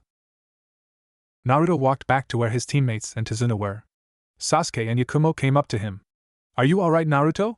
asked Yakumo with concern, which made Naruto give a small smile. "Yes, Yakumo, I'm alright. Also, we are going to be having a new member tag along," Naruto said, getting confused looks from his team. "What happened over there, and also how did you jump that high?" asked Sasuke. Naruto looked at the trees. Zabuza's final moments were what happened over there. "As for the jump, it's a secret," he said with a smile of amusement. Sasuke was irritated at the fact that Naruto wouldn't tell him how to perform something that looked so cool but just shrugged. After the water burial and everyone getting to know each other even though Haku was still hurting immensely, the group of Naruto, Yakumo, Sasuke, Haku, and Tazuna took off. Only 20 minutes of walking and the group had finally arrived at the village. It was a pitiful sight. The mood was gloomy, the people looked hopeless, there were people on the streets begging for food. Tazuna shook his head. This is the result of Gato, he simply said before walking to a house sitting on a pier. The group followed Tazuna and entered the house with him. Tsunami, Inari, I'm home, Tazuna shouted, and seconds later a black-haired woman came running and hugged Tazuna. I thought you had died, Dad, she said with a few tears leaking. Tazuna hugged back. I would have if not for these remarkable ninja, he said. Naruto and Haku stood indifferent. Yakumo was rubbing her arm and blushing from embarrassment, and Sasuke was standing tall and proud. Naruto and Yakumo both didn't want to break Sasuke down like they had at the village gates by reminding him that he hadn't really done anything along the way here. Tsunami looked at the ninja and walked up to them. Thank you for protecting my father. He and my son are all I have left, and the entirety of Wave Country is relying on him, Tsunami said. Naruto gave a small smile. It's no problem and we're happy to help. Is there anywhere we can rest? We're pretty worn out, he asked, which got questioning looks from Sasuke and Yakumo since they had never seen him tired. Tsunami pointed upstairs and told the group that there were 2 rooms that they could use. After thanking her for the hospitality, the group made their way upstairs. Once they arrived upstairs, Naruto turned to Haku, who had been silent. I know that you probably hate me for taking away your father, but if you do anything to threaten the lives of my team, I will kill you, he said coldly while his team said nothing. Haku nodded. My father told me to go with you. I will attempt to help you and your team as much as possible, she said. Naruto's mood then did a complete 180 as he gave a large smile and said welcome to the team. Haku Naruto then looked at Sasuke and Yakumo, telling them without words to follow him into his and Sasuke's room. When they entered, Naruto almost fell face first on the ground if not for Sasuke catching him. Naruto, what's going on with you? Asked Sasuke while Yakumo was by Naruto's side holding his hand. After being lowered to the ground, he looked up at his teammates. Nothing's wrong, I'm just really exhausted. That hammer/attack you saw me use takes up a lot of energy. I'm just lucky I didn't tear anything, Naruto said. Sasuke looked confused again. What do you mean tear anything? He asked. Naruto sighed. All of my stronger attacks that I use are kind of like double-edged swords. They are powerful, but the stronger they are, the larger the possibility of a serious injury. It can go from simple exhaustion to death. Not unlike jutsu, he said, getting understanding looks from his team. Well, we need to be up early tomorrow, so Yakumo, you go get some sleep, he said. Yakumo stared at him worriedly for a minute before nodding and leaving. Sasuke and Naruto quickly went to bed as well. All of Team 11 fell asleep wondering what challenges would come next. Naruto was sitting on top of Tazuna's house staring at the moon shining through the night sky while everyone else slept. He had come up to the roof because Sasuke's snoring was really bad, he had things to think about, and the after effect of his hammer slash was worse than he had let on. He told his team that he was just exhausted, but in reality, the muscles for both of his arms were shredded. The pain was nearly unbearable, but Naruto had been able to pass it off as exhaustion and was now letting the moon do its job. The light of the moon was slowly healing his body instead of simply increasing his power like usual. While this process was going on, Naruto's thoughts drifted to Minato and Kushina. Ever since he had returned, the two had not stopped trying to get him to return to them. Each time they asked, Naruto declined, but it hurt deep down every time. Truthfully, he wanted a relationship with not only his parents but his brother and sister as well. It was what he always wanted. But every time he thought about forgiving Minato and Kushina and maybe coming home, memories of the pain and loneliness he felt throughout his childhood resurfaced. Perhaps one day he would be able to have a relationship with his mother and father, but that wouldn't be until he was able to finally put the past behind him. Menma and Narumi were a different story completely. While their parents had taken to trying everything in their power to gain forgiveness from Naruto, Menma and Narumi had made it clear that they did not want to be in his life nor him in theirs. They felt that they were justified in the ridicule they applied and arrogance they showed, that they were truly better than everyone else, and the weaker ones should be treated as scum and peasants. Both refused to even acknowledge the fact that Menma had been completely outclassed by Naruto, chalking it up to dumb luck mixed with pity. If they were not his brother and sister, Naruto would probably find the situation funny to an extent. But they were his brother and sister, and deep down he still cared for them as such, even though they did not feel the same. Lastly, his mind drifted to Sarah, his teacher, his role model, his friend. He wondered if she would be proud of him. He did just kill a former member of the Seven Swordsmen of the Mist, but Sarah was hard to impress, so her response probably would have been, "Why did it take you so long to beat him?" And then she would up his training tenfold. Naruto chuckled sadly. He missed her. He missed her a lot. But one day he would see her again, and until then, he would do his best to make her proud. And with that last thought, Naruto let himself fall asleep. Naruto was woken by the sound of everyone in the house moving around in the house. Sitting up, Naruto clenched both of his fists a few times and stretched his arms. He was still sore but was physically fine. Jumping off the roof landing in front of the door, he righted himself before entering. When he entered, he noticed Tsunami cleaning dishes and his team and Haku eating breakfast at the dinner table. Looking towards the open door, Tsunami smiled when she saw it was Naruto. "Come in, Naruto. I just made breakfast and left you a plate at the table," she said before pointing at a spot by Yakumo. Naruto smiled in return and took his seat at the table before digging in. Naruto was halfway through his breakfast when Tsunami left the area. Once Tsunami left, Sasuke turned to Haku. "Haku, could you go outside? Our team has something to discuss privately," he said calmly, causing Naruto's eyebrow to rise, wondering what this was about. Haku nodded and quickly made her way out of the house while Sasuke and Yakumo stared at Naruto. "Naruto, you've been hiding things. We realize that you deserve your privacy, but we are your teammates, and both Sasuke and I feel that we have earned the right to know about it," Yakumo said, never taking her eyes off Naruto. Sasuke continued where Yakumo left off. "Listen, all we want to know is what you can do and how you can do it. You don't have to tell us any details that you don't want to, but it will definitely help us become stronger as a unit. It might even help me get my Sharingan," Sasuke said, muttering the last part. Naruto was a little surprised at the way that his team went about it, but he honestly had no problem with revealing his abilities to those he trusted. And Yakumo, Itachi, and even Sasuke were the people he trusted most in this world. "Okay," Naruto said, nodding his head. He could barely contain his laughter at the stunned look that Yakumo and Sasuke were giving him right now. After shaking of his surprise, Sasuke asked, "So you will just tell us right here right now? Just like that?" His brow twitching slightly. Naruto simply nodded. "Yep. I have actually been waiting for one of you two to ask," he said, causing both Sasuke and Yakumo to fall face first onto the floor.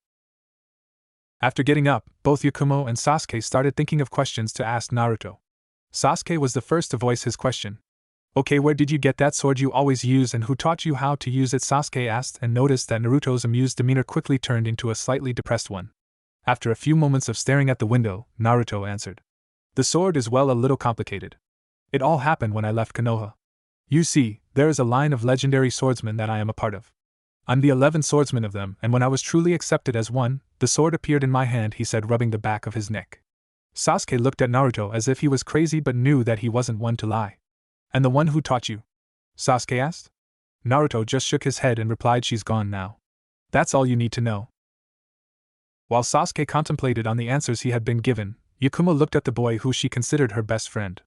It hurt a little that there were some things that he hadn't told her, but it had only been a month and she was confident he would have told her everything eventually. Shaking her head, she asked her question. "My turn.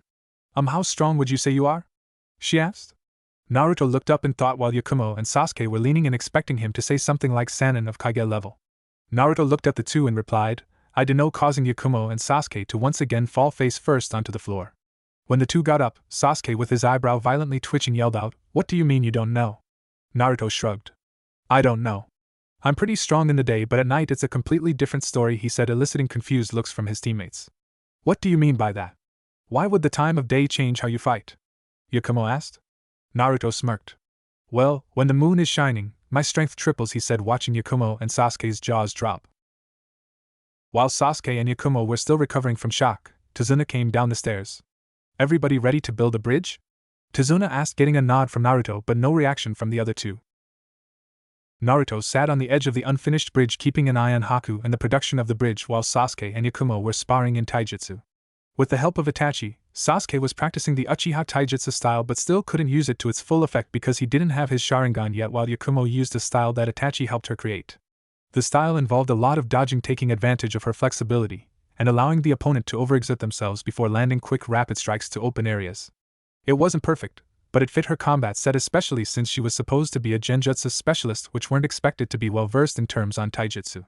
As a whole, Team 11 was well above taijutsu.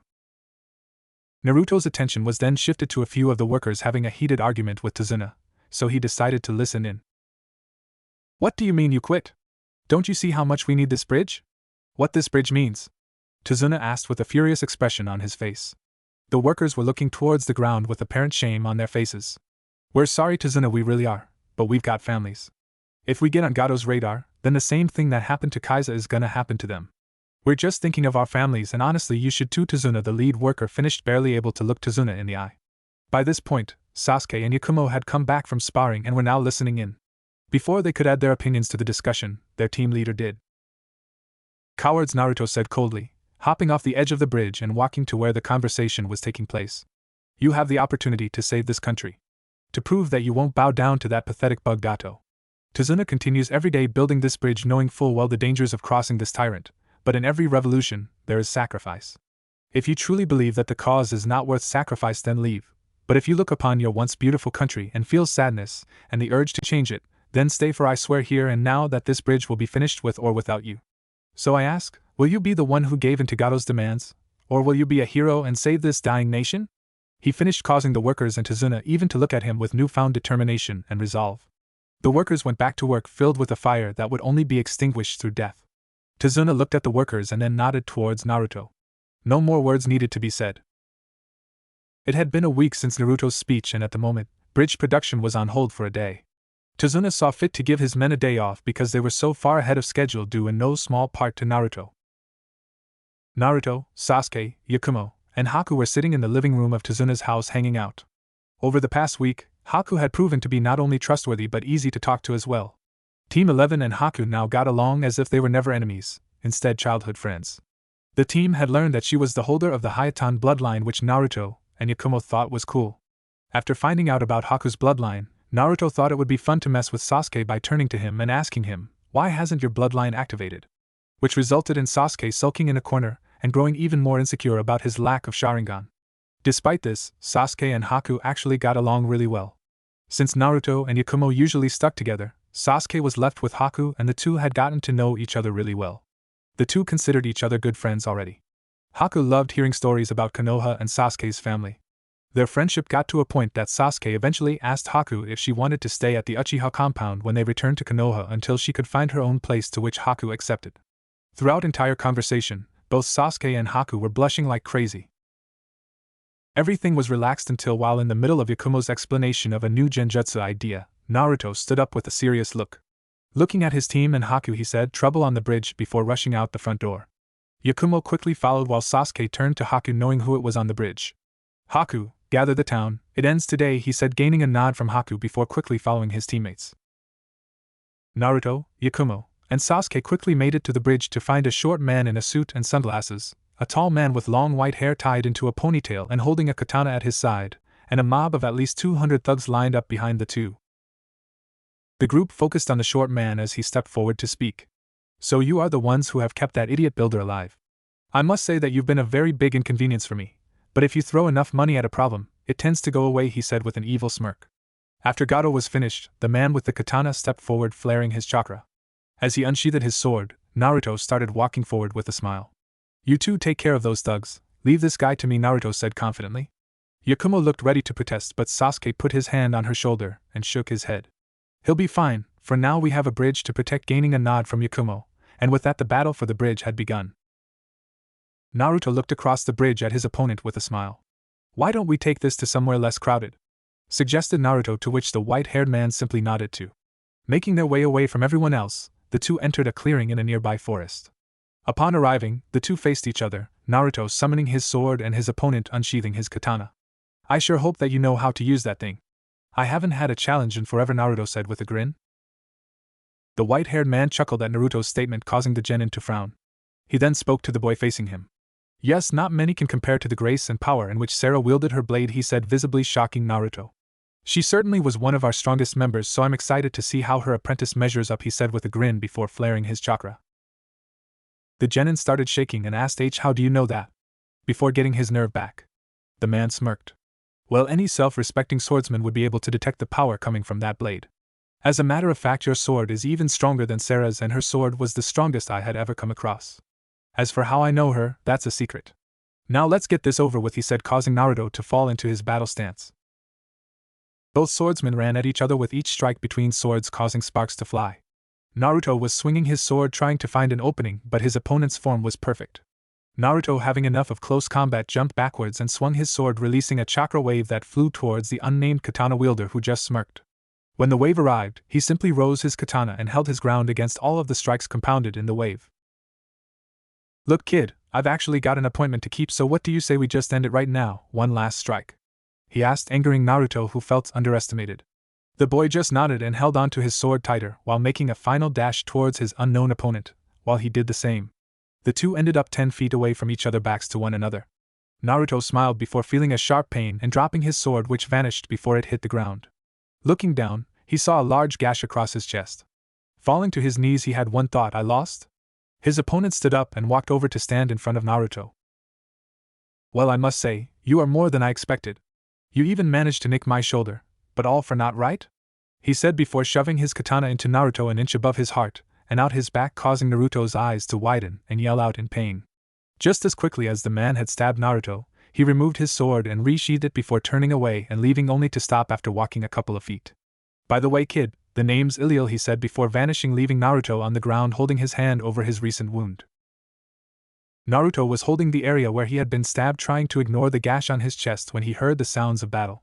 He needed to help his team. So with great effort, the genin rose and went as fast as he could in his injured state to the bridge. Sasuke and Yakumo. Yakumo and Sasuke had started out strong, but 200 grown men, some of which were using weapons such as clubs, knives, and daggers, were starting to wear on the two genin. So far, Yakumo had killed 15 thugs, as she had started with making distractions in the beginning but had knocked out around 30 men. Sasuke had killed 45 people and knocked out 30 as well. Yakumo had started running low on chakra after using 3 powerful genjutsu and was now exclusively using taijutsu. Yakumo was adept in taijutsu, but when she was surrounded by a crowd, despite moving as quickly as possible, she was unable to avoid the constant amount of blows but continued to fight on until a member of the crowd hit her in the back of the head with a club, knocking her out. The men around her would have killed her if not for Sasuke making his appearance, using the Great Fireball Jutsu to incinerate 10 of the men around Yakumo without harming her in the process. Before Sasuke could refocus on his group, he was hit in the back and forced to his knees. When he looked up, he was met with the disgusting face of just another thug, except this one was holding a sword to Sasuke's throat. I gotta say, kid, you gave us a good fight, but your time's up, the man said, raising his arm to decapitate Sasuke. The genin closed his eyes and waited for the strike, but it never came. Opening his eyes, he was met with the sight of a wall that seemed to be made of ice blocking the man's blade. The man looked at the wall in confusion when a fist came from the corner of his vision and punched him backwards quicker than he could defend himself. As he landed on the ground, he found 3 sabans stuck in his arm. The other men, shaken from their slight shock at such a quick turn of events, were able to locate the attacker, who looked to be just a girl in a kimono. Before anyone could do anything, a layer of mist started to cover the bridge. When the thugs started trying to regroup, body after body began to fall to the ground, each with a saban in their neck. Sasuke wondered what was going on, since he couldn't see from the mist and behind the ice wall protecting him, when a familiar face emerged from the mist.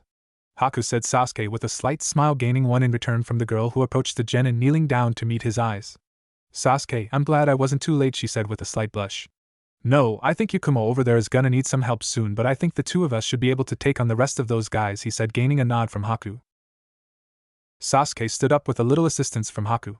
When the 2 were standing, Sasuke faced Haku and looked at her one more time. A girl who had started out as his enemy was now someone he trusted on the same level as his teammates, someone he was about to free a country with. He saw determination in her eyes and lost focus for a moment, looking into her eyes. It was in this moment that both ninja failed to feel a new presence enter the area. When Sasuke finally felt the presence, he was too late. The thug that Haku had saved him from, shielding him from his sword with an ice wall, now had that same sword, pushed right through Haku's back and out her stomach. As soon as the thug released the sword from his grip, he received a kunai right through his eye and into his brain. As Haku fell with a look of shock on her face, Sasuke fell with her. Immediately, tears had started to fall from Sasuke's eyes and were also building in Haku's. Sasuke looked at her wound, frantically trying to think of a way out of this. When Haku saw this, she smiled and placed her hand on Sasuke's, gaining his immediate attention. Haku, just hold on, I'll get us out of this. Just let me think. Just Sasuke was stopped from saying anything else by Haku, who gently put her finger on his lips, silencing him. Thank you, Sasuke. Thank you for making me feel wanted. Thank you for making me feel important, she said before weakly bringing his face down so that their lips met. Sasuke was surprised at the action but fell into it. He was reminded of the situation when Haku's body suddenly went limp in his arms. Haku? Haku? Come on, Haku, please don't leave. Wake up, Haku. Wake up. He screamed before yelling out at the sky. He felt a burning sensation in his eyes, but he disregarded that as he laid Haku's body gently onto the ground and rose up. Turning to the remaining men, he clenched his fist and released all the killer intent he could. The group of thugs shivered when they looked into the boy's eyes, which were now red with 2 tomos in each eye. Sasuke took out his last kunai and made a decision. These men would die by his hand even if he had to go down with them. That was their punishment for taking someone who was precious to him away. Sasuke ran at the crowd with a battle cry ready for blood. Naruto. Naruto had finally made it to the bridge and was met with the sight of nearly 100 dead men. Looking quickly for his team, he found Yakumo, who had a small pool of blood coming from what looked to be a head injury and covered in various other cuts and bruises, but still breathing. His eyes then landed on Haku, who had chest wound and was not breathing, which hurt Naruto's heart immensely. After limping further along the bridge, he found an unconscious Sasuke lying next to Gato, who had a kunai driven into his throat. As he made his way to Yakumo, he noticed movement from the far end of the bridge. Sasuke, Yakumo, and Haku had taken out 100 of the thugs, and after seeing the viciousness of Sasuke had fled. But upon realizing that the boy that had horrified the group was out of commission, the remaining 100 regrouped and returned to the bridge. The genin was tired despite how quick his battle with Ilya was. The man had known where to strike, so Naruto was in an immense amount of pain every time he moved, and for some reason, Naruto could feel his chakra burning. He was so low on chakra that his vision was becoming blurry, and he found it hard to stand. Knowing that this might be the end for him, he decided that it would not be the end for his team even if it killed him. So with a new source of strength and determination, he rose his arm and summoned his sword. Raising it to the sky, the swordsman shouted Death Splicer and swung his blade down, sending his chakra forward in a visible wave that went speeding towards the crowd before falling to the ground. For a moment, nothing happened. The men started feeling good about themselves until the front line of men's bodies erupted with blood from hundreds of slashes. The same thing happened for the second line, third line, and so on. A few of the men tried to run, but it was useless. The wave of sword slashes found them. In one attack, 100 men were dead, the bodies shredded beyond recognition. Naruto watched the effect of his attack from his position on the ground. When it was over, he looked over at the one most precious to him, Yakumo. With all of his remaining strength in his arms, the boy pulled himself to Yakumo before rolling onto his back. Luckily, Yakumo was only unconscious and the bleeding had stopped. Her breathing was fine, which was something Naruto was eternally grateful for. Taking her hand and looking at her beautiful face, he moved his head to look at the sky. With his most precious person's hand in his, he smiled, accepting his fate. As he faded, the last thing he saw was a flock of crows flying in the sky. Naruto awoke panting. Looking around, he recognized that he was in a Konoha hospital room. As he continued to survey his surroundings, the door to his room opened. "Oh good, you're awake," said a woman with short black hair. "You gave us quite a scare," she said with a smile. Naruto narrowed his eyes in confusion. Who are you exactly?" he asked, which gained a frown from the woman. "It's me. Shizen. Come on, I've been by your house plenty of times. You know," and Shizen, she said with a smile, hoping Naruto remembered her. Naruto nodded his head in recognition. "Yes. You are the woman who always stuck with Tsunade. I believe that this is the first time that we have ever met. Everyone always had a tendency to fawn over Menma and Narumi while completely ignoring me," he said with a hint of bitterness, causing Shizen to gain a sad look on her face. Truthfully, Shizen had realized that she was wrong to ignore the boy and had been kicking herself ever since she heard about him becoming a genin. It had actually spread pretty quickly throughout the village about the strength of Naruto, causing many people to try and get on his good side. Shizen really wanted to have a good relationship with him, but knew it would be a tough road ahead. Without a word, Shizen checked over Naruto's chart and nodded. "Just buzz me if you need anything, okay Naruto?" she said, getting only a quick nod in return. Shizen sighed and left the room. A tough road indeed. Naruto looked out the window at the village. How did I get back to Konoha was the question on his mind before seeing his chart on the bedside table. Reaching and grabbing it despite being incredibly sore, he scanned over his injuries. Besides his sword wounds, the only real injury he had was extreme chakra depletion to the point that he almost died. Pathetic. I get in one small fight and end up in the hospital because of 2 sword strikes and too much chakra. Pathetic, he thought before looking at his hands and noticed that they were covered in blood. He tried wiping the blood off on his blanket, but it wouldn't come off. Slightly annoyed, he buzzed Shizen to come to his room. Not even 20 seconds after buzzing, Shizen entered the room with a smile. "Is there something wrong, Naruto?" she asked, and Naruto showed her his palms and gaining a confused look from Shizen. "Could I get a wet towel to wipe the blood off my hands, please?" he asked, causing Shizen to frown and gain a concerned look on her face. "Naruto, there isn't any blood on your hands," she said. Yeah, there is. See? It's all over my palms and arms," and then he stopped before his eyes widened. "Kai," he shouted, trying to get out of this genjutsu. When it didn't work, he began to hyperventilate. Visions of bloody, unrecognizable bodies flashed through his eyes. He only found mercy from the visions when Shizen injected him with a heavy sedative. Ordering a separate nurse to stay and watch Naruto, she left for the Hokage's office. Hokage's office. Itachi was standing in front of the Hokage and Jiraiya giving his report of what he had seen involving Team 11's mission. He had already given the report of his own personal report, and was now telling the story of Wave. I had finished my mission early and decided to check on my team's progress by heading to Wave.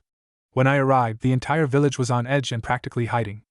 I asked around about my team and eventually an old man was able to give me information on their location. The bridge. So I headed there and upon arriving, I noticed Sasuke, Naruto, and Yakumo were each unconscious. I created 3 shadow clones to carry my team to the village for some help while I looked for clues on what happened, he said before pausing, getting a curious look from Minato and Jiraiya. What did you see, Itachi? Asked Minato. Itachi shook his head.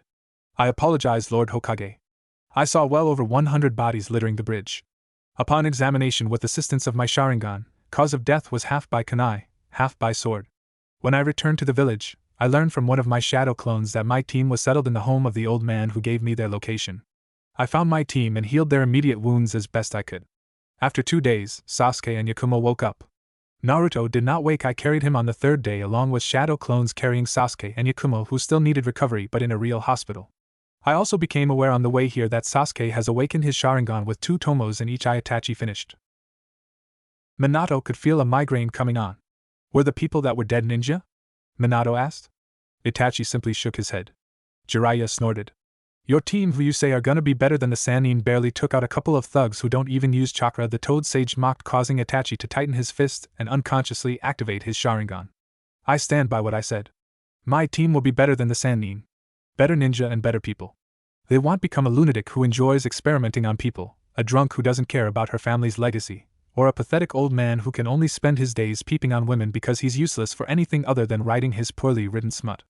I'll warn you, Jiraiya, do not ever insult my team in my presence, or I'll let you feel the true wrath of the Sharingan, he said with an angry look in his eyes. Enough!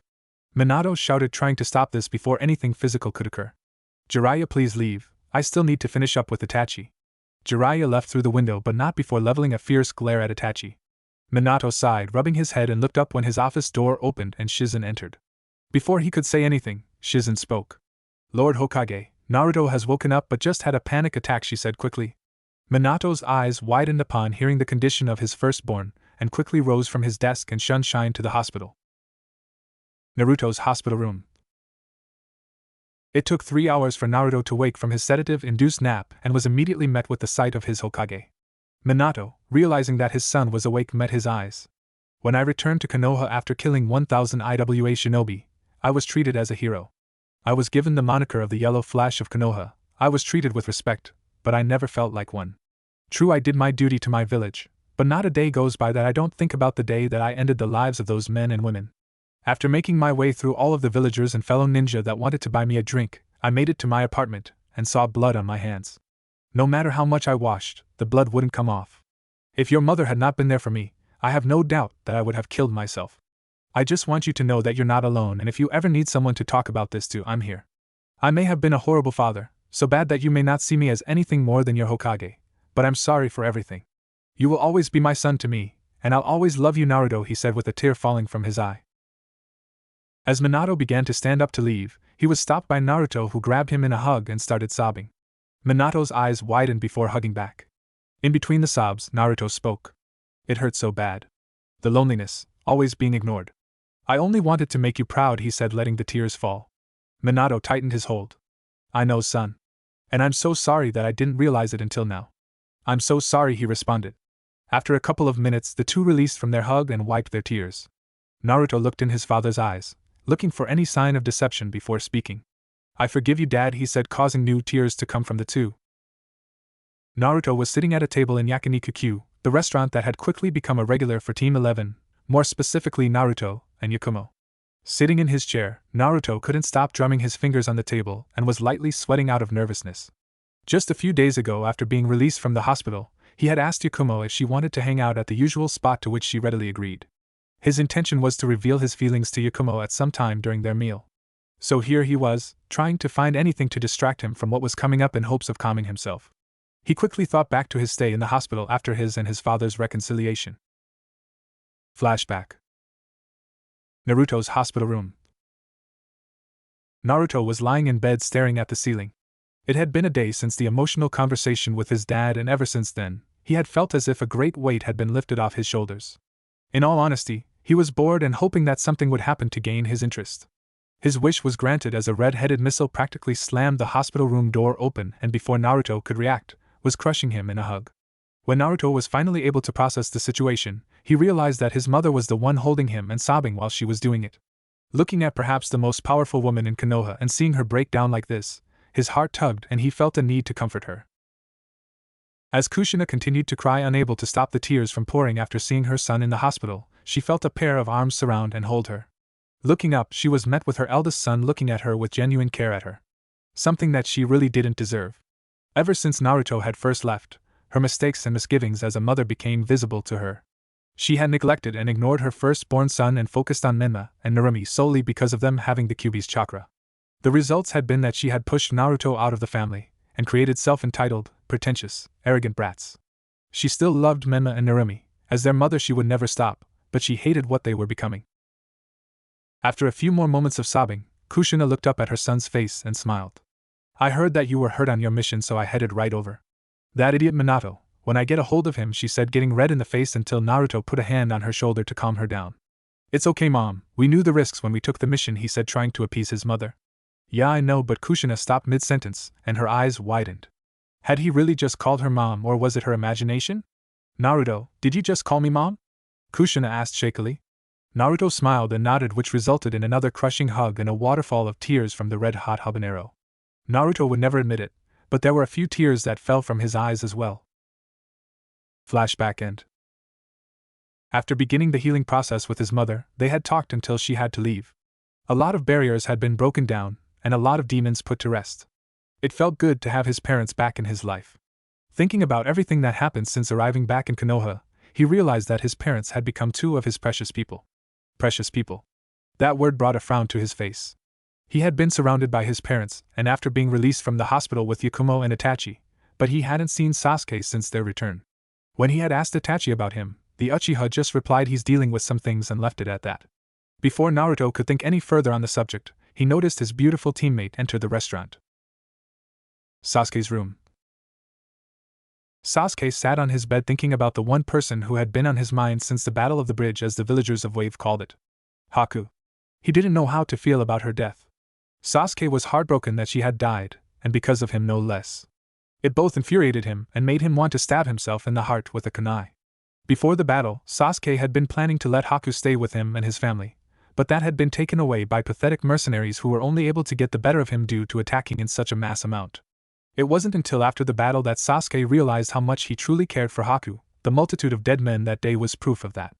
As Sasuke continued to think back on the mission, his thoughts drifted to Naruto. There had been times when Sasuke wanted to beat Naruto within an inch of his life. He was their leader, their strongest member, and he abandoned them. He may have taken action in Wave if not for two reasons. 1. Naruto would kick his ass even as injured as Naruto was. 2. He knew Naruto always did what was best for the team. Sasuke's thoughts were interrupted by the opening of his door. He was surprised to see that the visitor was not his mother for once, but his brother. Itachi entered the room and sat next to his brother in silence for a few minutes. The Uchiha prodigy wasn't great at conversation, but he could see that his brother was in pain and needed someone to be there for him. "Sasuke, I know that you're in pain, but the only way that you will recover is if you open up. You have been in here since you got out of the hospital, and it's starting to worry Mother. It's starting to worry me as well, brother. So let me in and tell me what's wrong," Itachi pleaded. Sasuke took a moment before answering. "During our mission, we picked up a girl named Haku. She was the girl that was lying by me on the bridge when you arrived," he said, gaining a look of recognition from his brother. "During the bridge construction, me and her became close. I even offered to let her stay here since we were bringing her back, and she wouldn't have anywhere to stay. She died because of me. She died protecting me. She died before I could even tell her how I felt about her. If I had been stronger or more alert, then she would still be alive. But I wasn't, and now she's dead. I keep thinking of how I could have protected her, and one consistent factor keeps coming up. If Naruto hadn't abandoned Yakumo and I, we would have slaughtered those insects and Haku would still be alive." The genin finished, clenching his fists so hard that blood began to run from his hands. Looking at his little brother, and seeing the look in his eyes of pure hatred, Itachi knew that he had to let Sasuke know why Naruto wasn't there. Sasuke, after Naruto woke up in the hospital, I spoke to him about the mission. The reason he left the bridge was because he knew that the swordsman that was part of Gado's army was powerful. He made the decision to get him away from the battle, trying to keep you and Yakumo safe. When he fought the swordsman, he lost. Badly. This revelation made Sasuke's eyes go wide.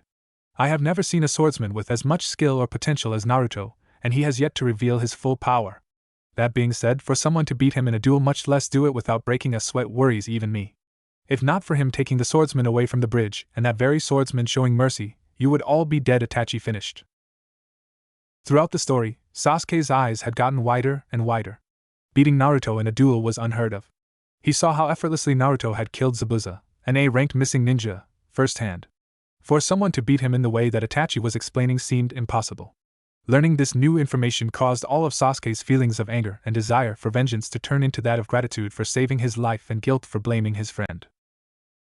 Upon seeing the look of anger on Sasuke's face disappear, Itachi smiled and stood up from the bed.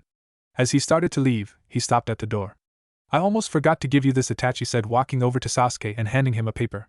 Only sign up if you want to, he said before finally leaving. After Itachi left, Sasuke looked down at the paper. Chunin exams, huh? Yakinikakyu. Naruto and Yakumo were laughing at a story about Naruto's first time using a sword. As the laughter died down, Naruto gained a somewhat serious look on his face and looked into Yakumo's eyes. Yakumo, the reason I asked you to meet me here today was because I had something important to say. Naruto was nervous and began to muster all the courage he could in order to confess to the girl of his dreams. In a bold act, Naruto took Yakumo's hand into his, causing Yakumo to develop a blush while Naruto's face was as red as a tomato. Yakumo, you were the first friend I ever had in Konoha. When I was made a genin, I honestly didn't care about the village or anyone in it. I would not have gone out of my way to help anyone here because no one had bothered to help me. But you changed that. You showed me that there are good people in this village. People who deserve my protection. Over the time that we've known each other, I've noticed that you make me a better person. You make me into someone who actually feels compassion towards others, someone who is no longer indifferent to the world. You have changed me for the better, and I want you to know how much you mean to me. I love you, Yakumo. Naruto finished. Yakumo had tears in her eyes. Never had she heard such a heartfelt speech aimed at her, and she could have never guessed that she meant that much to him. Naruto had been bold in taking her hand in his, so she decided to one-up him. Leaning forward before he could say anything else, she connected her lips to his. She didn't care that there were other people in the restaurant. As far as she was concerned, the only people on the entire planet were Naruto and her. After a fair amount of time lip-locked with her blonde teammate, she pulled back. Wow, she said, gaining a rapid nod in response from the red-faced boy. So I take it this means you feel the same way? Naruto asked, already knowing the answer. Before Yakumo could answer, Itachi shined in front of the two. Truthfully, Itachi had waited until the two were done with their intimacy to interrupt the new couple's date. Hello, I hope I'm not interrupting anything, Itachi said with an amused grin. Yakumo turned beet red and shook her head no, while Naruto simply muttered something about being a mood killer. I just came by to give you both these forms to compete in the upcoming Chunin exams. You don't have to compete, only if you feel comfortable. Itachi wasn't surprised when the two looked at him with determination and nodded. With his job complete, Itachi left the two to continue their date in peace. Hokage's office. Minato sat in his chair, turned and facing the village. Jiraiya had come by and was trying to get him to up Menma and Narumi's training, and the Hokage was trying to ignore him. Minato, listen to me, Jiraiya said loud enough to get him to turn around and gain his attention. The great Toad Sage has spoken. He foretold of two that have received legendary power who will either save the ninja world or be the catalyst for its destruction, he said with a serious look on his face. When I went back to see the great Toad Sage, he told me that the day of the prophecy being fulfilled was nearing. We need to make sure that the twins are prepared for their destiny. Triplets. Jiraiya gained a confused look before it turned to slight shock at how Minato was looking at him. I have 3 children, Jiraiya, not 2, Minato said, standing up. As for the prophecy, I nearly lost my family because of it. Nothing good has come from you revealing what the great Toad Sage declared. Menma and Narumi have become arrogant and constantly underestimate their opponents, believing that as long as they have the QB, they can defeat a Kage-level fighter. Because of that damn prophecy, Kushina and I neglected our firstborn, which is a sin that both you and Tsunade have committed as well. I think Kami that Naruto is at least somewhat normal, but I can tell that there is something dark behind the mask he wears. Something that he won't trust his own father with. No, Jiraiya, you may train Menma and Narumi as you please, but I am not going to focus solely on those two. I will bring Naruto back even if it means damning the entire elemental nations, he said with a look that Jiraiya had not seen since the day he earned the title Yellow Flash of Konoha. Jiraiya sighed. His star pupil always was an idealistic one. Minato, this is the fate of the world that we are talking about. Are you willing to let it die? Are you willing to have that much blood on your hands? Because I'm not, and I will do whatever it takes to make sure that Menma and Narumi fulfill their destinies, he said with conviction. Minato just stared at his sensei for a moment before responding. Jiraiya, it took my family breaking for me to come to the most important decision in my life. If I got my family back, never again would I let go. I would watch the world burn as long as my family was safe. I will train each of my children, not solely Menma and Narumi. And if Naruto comes to any harm and I find out that it was because of your for the good of mankind mentality, I will make you suffer until you beg for death, Minato said, leaving Jiraiya with a jaw-dropped and completely shocked expression. After getting himself together, and seeing that there was nothing left to say, Jiraiya left without a word. Namake's estate. Kushina sat in the living room watching Tsunade teach Narumi more medical jutsu while thinking about Naruto. She was hurt that Naruto didn't want to move back in with his family, but was overjoyed that she was on good enough terms for him to call her mom. This sucks. Mom, can you get us a mission? I'm so bored. Get us at least a C-ranked mission, Menma said from a chair across from her, causing her, Tsunade, and Narumi to look at him. I heard that the failure got an A rank, Narumi said, immediately getting an angry response from Menma. What? Why should that worthless loser get anything? Why would Dad give him an A rank and not us? He practically screamed. Kushina looked at her son with a confused and furious glare. She knew that Menma and Naruto were not on good terms, but this was unbelievable. Menma, how dare you talk about your brother like that? He is not worthless, he is not a loser, he is your brother. Why can't you understand that? You are supposed to love him and vice versa, but it's like you don't want to, she said. Menma shook his head. I don't love him. I won't treat him as a brother. He is nothing but a weak blight on our family's name. He is just a disgrace, and the fact that we share the same blood is insulting enough as it is, he said before storming off to his room upstairs and leaving Kushina and Tsunade open-mouthed. Narumi hated when Menma was upset, and secretly, she felt the same way as he did. Team 11 Training Ground.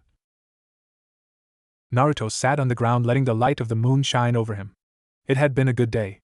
After his and Yakumo's date, the two had found Sasuke and tracked down Itachi to tell him that they were entering the Chunin exams. Itachi's response was simply a smirk and a nod. After, the three hung out and trained at the training ground. Yakumo worked on new genjutsu ideas while Naruto and Sasuke trained by sparring each other in taijutsu. Sasuke didn't use ninjutsu in the spars for two reasons. The first was that he wanted a fair fight and Naruto didn't have a very big arsenal of ninjutsu. Second was that if he used ninjutsu, Naruto would use his sword, which was not something he wanted to face. He and Yakumo were happy that they were able to hang out with him. They had been worried about his mental state from the wave mission, but after today, he seemed fine. Before Naruto could go any deeper into thought, he felt a warm sensation on his bicep coming from his hidden summoning tattoo. His curiosity of the feeling of the tattoo was interrupted by the forming of mist, and a large creature rising from the mist. When the mist cleared, Naruto squinted his eyes to get a better look at the creature before his face lit up in recognition. Levios? Naruto asked and received a nod from the serpent that now was coiled around itself in the field. What are you doing here? Naruto asked curiously. Levios lowered his head as much as he could to try and speak to Naruto on eye level. It didn't work. Naruto, my father and I believe that something powerful is coming and coming soon. That being said, my father wants to teach you how to summon him, Levios said. Naruto gained a confused look on his face. But I already know how to summon, he said, gaining a shake of the head from Levios. No. You have never summoned my father before. To summon him in water is no small feat. It takes an enormous amount of power, and if not done correctly, can have horrible effects on the body. Summoning any of the serpents on land takes significantly more chakra and puts a great strain on the body. We feel that you need to be able to summon us both easily on the water and be able to summon us on land, so that means that you will have to undergo a brief training period with us to prepare yourself, Levios finished. Naruto thought deeply on the subject before agreeing. As the summoner of the water serpents, he was all in on this. He needed the training if it led to him being able to summon the serpents at will. Will I be leaving Konoha? He asked. Levios nodded. Yes, you will come with me to my homeland, and when you have completed your training, you will return to Konoha, Levios explained. Naruto nodded before a question popped into his head. What about my team and my parents?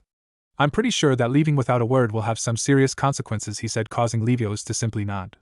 I shall have a few of our messengers give information on your absence to your team leader and your Hokage, the serpent said before wrapping his tail around Naruto and vanishing. Amigekyo no Sato. Nagato and Conan sat in the rain wondering when everything went so wrong. Scattered among them were several dead bodies, each wearing the same black cloak with red clouds. These corpses that now lie lifeless on the ground were each S-rank ninja, part of an organization known as the Akatsuki. The leader of this organization was Nagato Uzumaki, but now there was no one to lead. Out of the group, only he and Conan remained. Nagato, we need to leave, Conan said worriedly to a blank-faced Nagato. The red-headed Rinnegan user simply shook his head at Conan's suggestion. No, Conan, you need to leave. I am not healthy enough to travel. You know what must be done, and unfortunately I will not be able to assist you. Go and find your sister, for she is the only one who can stop those monsters from destroying this world, he said, his breath shortening. His time was coming to a close. No! I won't leave you, Nagato. You are all I have left. I won't leave you. I can't leave you, she said as tears started streaming. The feeling of a hand on her face drew her out of her depressed trance. Looking at Nagato, she saw a smile on his face. Something that hadn't happened since the formation of the Akatsuki. Conan, you are the most important person in my life. I'm sorry that I tried to lead you down the dark path that I followed. When I pass on, the responsibility of taking care of this world falls to you. Only you can sense the power that your sister holds, so go. Find her and preserve peace for this world, Nagato said before looking to the sky and smiling. With those last words, Nagato Uzumaki died. Conan watched as her oldest friend died right in front of her. As his eyes closed for the last time, she tried to shake him awake. She yelled at him, screamed at him, and begged him to wake up, but it did no good. After hours of mourning and eventually burying Nagato, she began to leave AIM. Before burying Nagato, she had removed and destroyed his eyes. Only he would be able to use the eyes of God, she made sure of it. Reaching the gates of AIM, Conan strengthened her resolve and drew in everything she had to sense her sister's power. It took about an hour before she locked onto it. For Nagato, I will help you save the world, sister. Here I come, Sarah. Kanahigaku no Sato, Uchiha Estate. Itachi was having a nice dream about Paki when he was awakened rather abruptly. Opening his eyes, he was met with the sight of something that made Itachi jump up and nearly scream. A snake-like creature that looked to be around 7 feet total length was coiled on his bed. Before he could think about how to handle the situation, the creature performed a, to say the least, unexpected action. It spoke. Itachi Uchiha, it asked, gaining only a slight nod from a still-on-guard Itachi. I have been sent by my superiors to inform you that Naruto Uzumaki will be missing for at the most 2 months. He is currently training with our kind in our realm. Naruto will send weekly reports to you and your Hokage on his status, and you may relay any questions you may have for him through the messenger.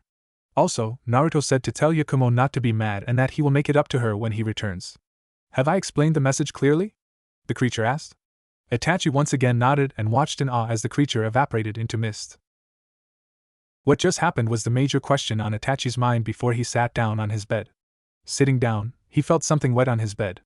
Getting up, he looked at the mattress and saw that the mist that had been left by the creature was so thick that it soaked his sheets. Sighing, Itachi gathered his sheets and started walking to the drying machine. Immediately after exiting his room, Sasuke exited his room, which was right across from Itachi's. When Sasuke met Itachi's gaze, it slowly traveled to what his older brother was carrying, making his eyes widen. Upon seeing Itachi carrying wet sheets, Sasuke started laughing loudly, muttering in between laughs about his older brother wetting the bed. The laughter awoke his parents, who also came across the sight of Itachi with wet sheets in his arms, and caused the two to join in the laughter. While the Uchiha family was entertained at his expense, a storm cloud formed over Itachi, and he promised that Naruto would get punished harshly for this when he returned. Namake's estate. Minato lay in bed with his wife in his arms, both sleeping peacefully, but like Itachi were soon awakened by movement on their bed. As the two slowly woke up, they were, to put it lightly, shocked at the snake-like creature in front of them. Unlike Itachi, when Minato screamed, as did Kushina. How Menma and Narumi were able to sleep through the scream was a mystery. When Minato and Kushina's shock died down, the creature spoke. Minato Namikaze and Kushina Namikaze, I have been sent to inform you of recent events involving your son Naruto. He has traveled to our realm and is now training with my superiors. His training should take at most 2 months, and he shall send weekly reports to inform you of his status. Any messages you wish relayed to him can be done so by simply telling the messenger. Have I explained the message in a clear and understandable manner? The creature asked, getting a nod from the two who were still getting over the shock of waking up to an unidentified creature in their bed. Disappearing in a shroud of mist, the creature left the husband and wife to digest what had just happened. When the two finally broke down what they had just been told, they turned to face one another. What? The two shouted, which still didn't wake Menma or Narumi. Realm of the Serpents. A general thought of what serpents were was that of a bloodthirsty monster that kills and eats everything that it finds in the most painful and brutal ways possible. Obviously, their environment would reflect that. The sky would be blood red, there would be nothing but red in the water, the land would look like that of a battlefield. This couldn't be further from the truth. Naruto stood in awe at the beauty of the world around him. The sky was clear, the grass was healthy and green, and the great lake that surrounded the land sparkled. Its color the most blue that he had ever seen any source of water. It was a paradise, an oasis, and for some reason a small part of Naruto was sad. His sadness stemmed from the fact that his world would never look like this. It would never be this beautiful. Naruto was drawn away from his thoughts as Levios started moving. Speeding up to catch up with him, Naruto continued to examine the environment.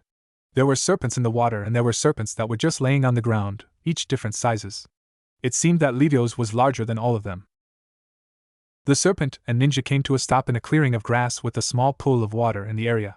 Turning around and looking into Naruto's eyes as if searching for something, Levios watched the reaction of Naruto before speaking up. This will be your training ground. Here is where I will teach you water and lightning ninjutsu. It is also where we will learn to work together as summoner and summon.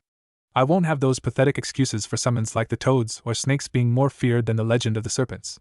We will train hard to strike fear into our enemies. Any questions? The serpent asked. Naruto thought over what Levios had said before coming up with a few questions to ask. Why only water and lightning jutsu? I don't even know what affinity I am, he asked. I can sense your chakra as well as what type of affinity you have. It is very convenient considering that those two are mine and my father's specialties, Levios replied. Naruto nodded before asking another question. What do you mean by working together as summoner and summon? I thought that I summon you in serious fights and you take over.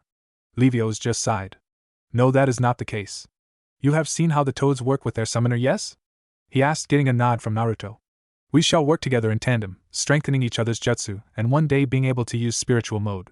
Before you ask, it is a form in which you and I will form one being together temporarily with access to incredible power that dwarfs that of any summon.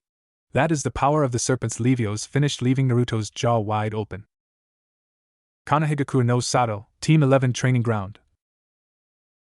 Itachi was at the training ground thinking about how he was going to break it to his team that Naruto had left for 2 months. How he would break it to Yakumo, who he had heard just yesterday became the boy's girlfriend. He sighed. This was not something he was looking forward to. As his thoughts wandered off, he put it on hold when he heard Sasuke and Yakumo entering the training ground. As the two came to face him, Yakumo started looking around for what Itachi could only assume was Naruto. Okay team, I have some rather important news, he said before being interrupted by Yakumo, who quickly asked, shouldn't we wait on Naruto, sensei? Causing Itachi to sigh. Yakumo, please let me finish. Before speaking out of turn, he asked, which gained a sheepish look and quick nod from the young Genjutsu prodigy. The Chunin exams are taking place in 2.5 months. It is a series of tests used to attain whether or not you are worthy of being Chunin. I want each of the members of Team 11 to enter. It is ultimately your choice, but I believe that you are more than ready to gain the promotion. As for Naruto, he will be gone for the next 2 months, he said, quickly looking at Yakumo to see her reaction. Yakumo's eye began to twitch violently. What did you say, Itachi-sensei? She asked in a cold voice, and Itachi could swear he saw the Shinigami standing right behind her, causing him to lightly sweat. He has left for 2 months to train with his summon. I did not know he even had a summon, but it assured me that he would come back stronger. It also said to tell you that Naruto is very sorry and that he will make it up to you. The Uchiha finished. Yakumo's face immediately began to go multiple shades of red and an inferno was taking place in her eyes. That asshole. I just became his girlfriend and he immediately ditches me? Oh, he is going to receive a very well-deserved punishment when he gets back. A rusted kunai maybe? Some salt and a hot piece of metal to make the cut hurt, and cauterize it, and then do it again? Yes, perfect. Ha ha ha ha ha, laughed Yakumo in a maniacal manner that caused Sasuke and Itachi to sweat drop. Sasuke didn't really care that Naruto was on a training trip. Sure, he would miss his best friend, but in the ninja world you've gotta do what you've gotta do. After Yakumo stopped her musings about the hundreds of punishments she could inflict on her boyfriend, Itachi regained control of the conversation. Anyway, while Naruto is gone, Yakumo, I will be teaching you how to intensify your genjutsu and also work on creating some genjutsu with you, he said, making Yakumo's eyes go wide and completely forget about Naruto's training trip. To be able to create a genjutsu with Itachi Uchiha, the best genjutsu user in the whole village, was a dream come true for any genjutsu user. Itachi then turned to Sasuke. Sasuke, I will be letting you sign the Crow contract, and teaching you more ninjutsu to go along with it.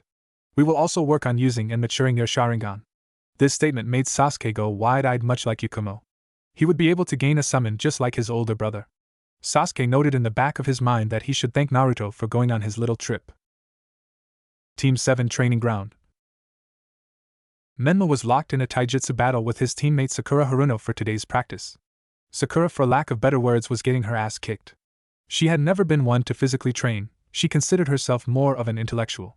At this moment, she was seriously despising the fact that she chose looking good over building herself for the profession she had chosen. That thought process ended when Menma landed a vicious right hook to her face, knocking her to the ground. The match should have ended there, but Menma quickly followed up by kicking Sakura in the stomach multiple times before he was stopped by his mother. Menma, what the hell was that? You had already won! Kushina yelled furiously while, without using a seal, sent a shadow clone to get Sakura to the hospital. Menma scoffed at the question. She was an enemy.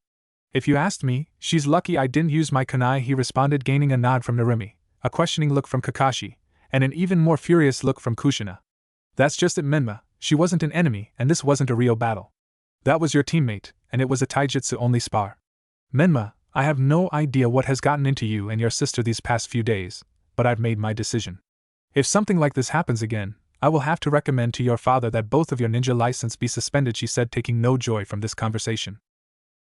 Menma and Narumi both held shocked looks on their faces. Kakashi would have been shocked as well had he not seen the dark transformation that the two kids that he had watched since infancy were undergoing. It concerned him greatly that Menma disregarded his teammates so casually, but to be honest, he wasn't the only one in question. On the team's last mission, which took place in the newly named Land of Spring, Narumi had suggested leaving Sakura behind to slow down a number of attackers when she injured her leg. The brother and sister were developing a darker mentality, that was for certain. How dangerous it would be remained in question. Are you kidding me? We're the two strongest genin in Konoha, you can't do that. Is this because of that loser Naruto? Menma yelled. Ever since the clan failure had come back to Konoha, things had been different. His mom and dad were calling he and his sister out on everything. After all of the years of saying how great the two were going to be, it seemed that only their godfather Jiraiya believed in them now. Their parents had started saying that they were too confident and didn't think things through. They needed compassion for others, they needed to learn humility, they needed to know the purpose of self-sacrifice. All of this started because of the return of Naruto. Without him, everything would be perfect and they would be recognized as the perfect shinobi that they were. That's why he and Narumi had been meeting and discussing ways to get rid of the cause of their suffering. Menma and Narumi knew that killing Naruto in broad daylight may cause their parents to hate them more, so they kept planning new ways to kill their former brother. Kushina looked at her children. She was deeply concerned and saddened at what they were becoming. It was her fault. She had let them turn into these things that she could no longer recognize. All Kushina wanted was for her family to come together as one, but it seemed as divided as ever. Naruto acknowledged her as his mom, which made her happy beyond belief, but Menma and Narumi seemed hostile towards the very idea of Naruto returning to the Namikaze estate.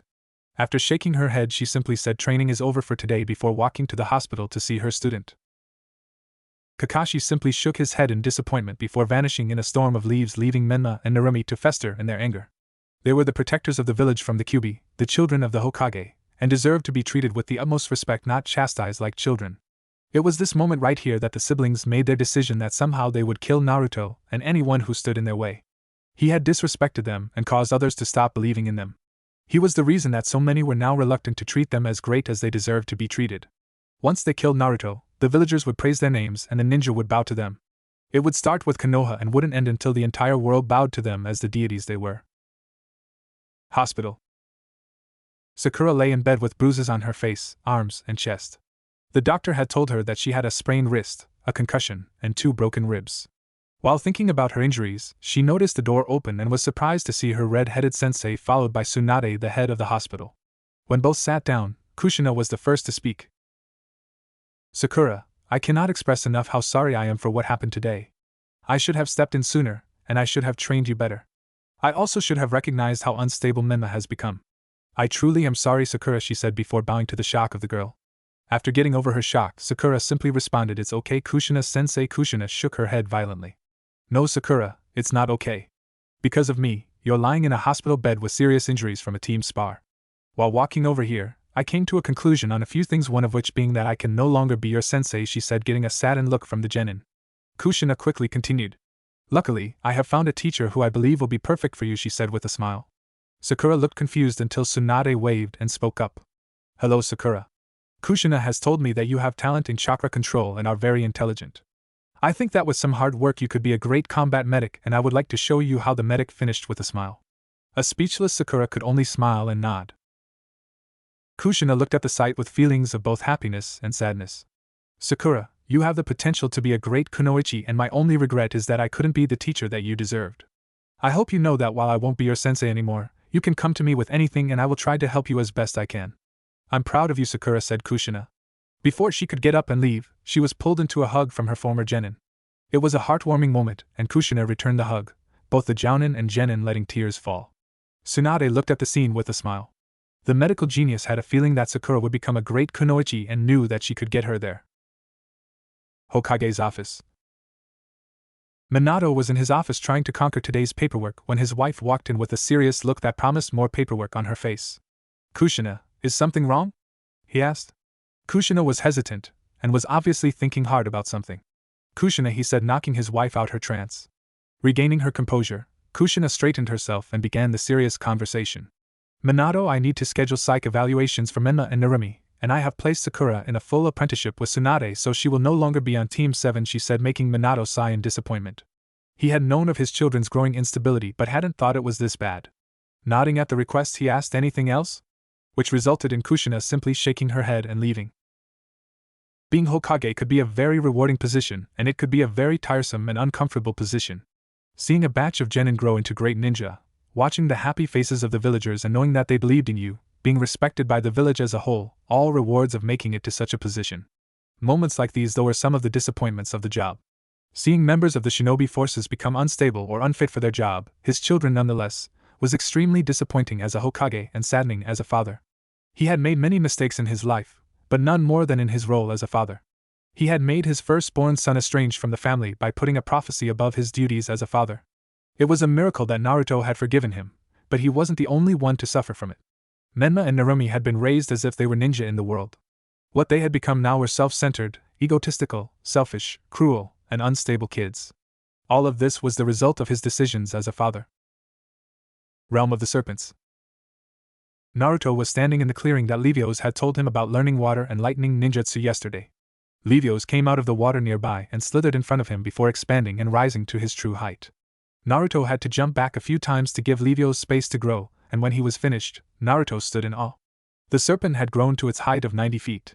Without lowering his head to Naruto, Levios spoke at a volume that the human was able to hear even so far below. Naruto, by the end of this training period you will be able to summon me on land and my father in water. It will take more concentration and chakra than you have ever summoned before. It will hurt badly, but you will come out of it much stronger than before. But before we can begin, you have demons that need to be faced. To do this, you must go to the Stone of Sanctity, he said, turning his head and looking at the lake, which gained a questioning look from Naruto. You will swim to the center of the lake and dive down. The stone will reveal itself to you when your summoning tattoo begins to glow. When your arm glows, the stone will glow as well. Follow that light to confront your demons and find the answers that you seek, he said before beginning to coil himself. Naruto followed the instructions of Levios and took his shirt and pants off before stepping into the water. It took 5 minutes before Naruto reached the center of the lake. When he reached the center, Naruto took multiple breaths of air before diving down. As he dived down, he realized that he was able to see perfectly in the water and that this water felt almost natural to him. Disregarding his thoughts, he continued to dive deeper. After around 3 minutes of being underwater, Naruto's need for air began to make itself known, but he brushed it off. After another minute, his chest began burning and his lungs begged for air, but he continued to swim deeper. 20 seconds later, his vision started to become blurry, and that's when it happened. His arm glowed, lighting up everything and gaining a similar glow 5 feet away. Fighting the need to breathe a little longer, he reached the glowing light that was the Stone of Sanctity. It was a beautiful purple stone the size of Naruto's hand. Grabbing the stone, the environment changed in an instant. The serpent summoner was no longer underwater, and his body no longer begged for oxygen. Instead, he was in an area unrecognizable. All he could see was a multitude of colors as far as the eye could see. Beautiful, isn't it? A voice asked beside Naruto. Turning slowly to meet the voice, Naruto was shocked beyond belief when the voice was revealed to be his master, Sarah. Unable to speak or close his mouth, Sarah smiled at his reaction. After a small giggle from Sarah, Naruto was broken from his unresponsive state. Am I dead? He asked, which received a shake of the head from his master. No, my student, you're not dead. The stone takes all of the experiences and memories of your life into account, and brings you face to face with the ones that are holding you back. Apparently I've been causing you some distress, she said with a smile. I need you to tell me everything, Naruto said with a serious look on his face, which made the smile fade from Sarah's face. Everything as in what? The stone may know your experiences, but I'm kind of dead. I mean, I check in from time to time, but between poker with the Shodame Hokage and pranks on the other swordsmen, I'm kind of busy, she said with a laugh that quickly ended after seeing the look on Naruto's face. Sorry, bad joke. Okay, so you want to know about the group that Iliel said I was in? They are called the Shinigami's Blade. It's a group of the entire world's greatest swordsmen. They only keep 5 members at a time if memory serves me. I joined because they told me that together we could save the world and keep it safe. Like a fool, I believed that bullshit promise. About a month in, I realized what they were. A group of monsters who wanted to rule the world by fear. They never wanted peace, they wanted servitude. And though I hate to say it, it's possible for them. You see, when I decided to leave, I barely made it out alive. After healing up and staying off their radar, I searched through every country of the elemental nations for a successor because I knew that it was impossible for me to stop them. I had almost given up until you asked me to teach you, she said with a smile. I sensed it from the conviction in your voice and saw it in your eyes. You had the will and determination needed to become my successor and later down the line, the savior of the world. Naruto was shocked. If what Sarah was saying was true, then the world was in an incredible amount of danger. Sarah, if these swordsmen are as powerful as you say, then how can you expect me to stand a chance against them? He asked, which gained a laugh from the blue-haired swordsman. Because Naruto, you will be the greatest swordsman of all of us. You hold the legacy of the most legendary swordsman in all of existence. I told you before my death that you were the 11th in the line of history's strongest swordsmen, each one stronger than the last. You will surpass me, Naruto. You will surpass me and every swordsman in existence, she said with a proud smile. Naruto slightly blushed at the expectations of his teacher. Sarah, is there like a name for this line of swordsmen I'm part of? He asked, which had honestly been a question on his mind since the night he gained his sword. Sarah smiled and replied nope, which caused Naruto to fall face down. When Naruto sat back up, Sarah looked at him with a serious look. Naruto, there is a scroll that I left in the care of the serpents. It contains the sword techniques of each of our group's swordsmen. Read them, learn them, and reach your full potential. I believe in you, little brother, she said before fading away with a smile. Naruto smiled as well before the light around him began to fade and his surroundings revealed itself. He was in front of the Stone of Sanctity, but it and his tattoo were no longer glowing. Realizing that his time with the stone was up, he swam to the surface. Upon reaching Levios, Naruto spoke loud enough for the serpent to hear.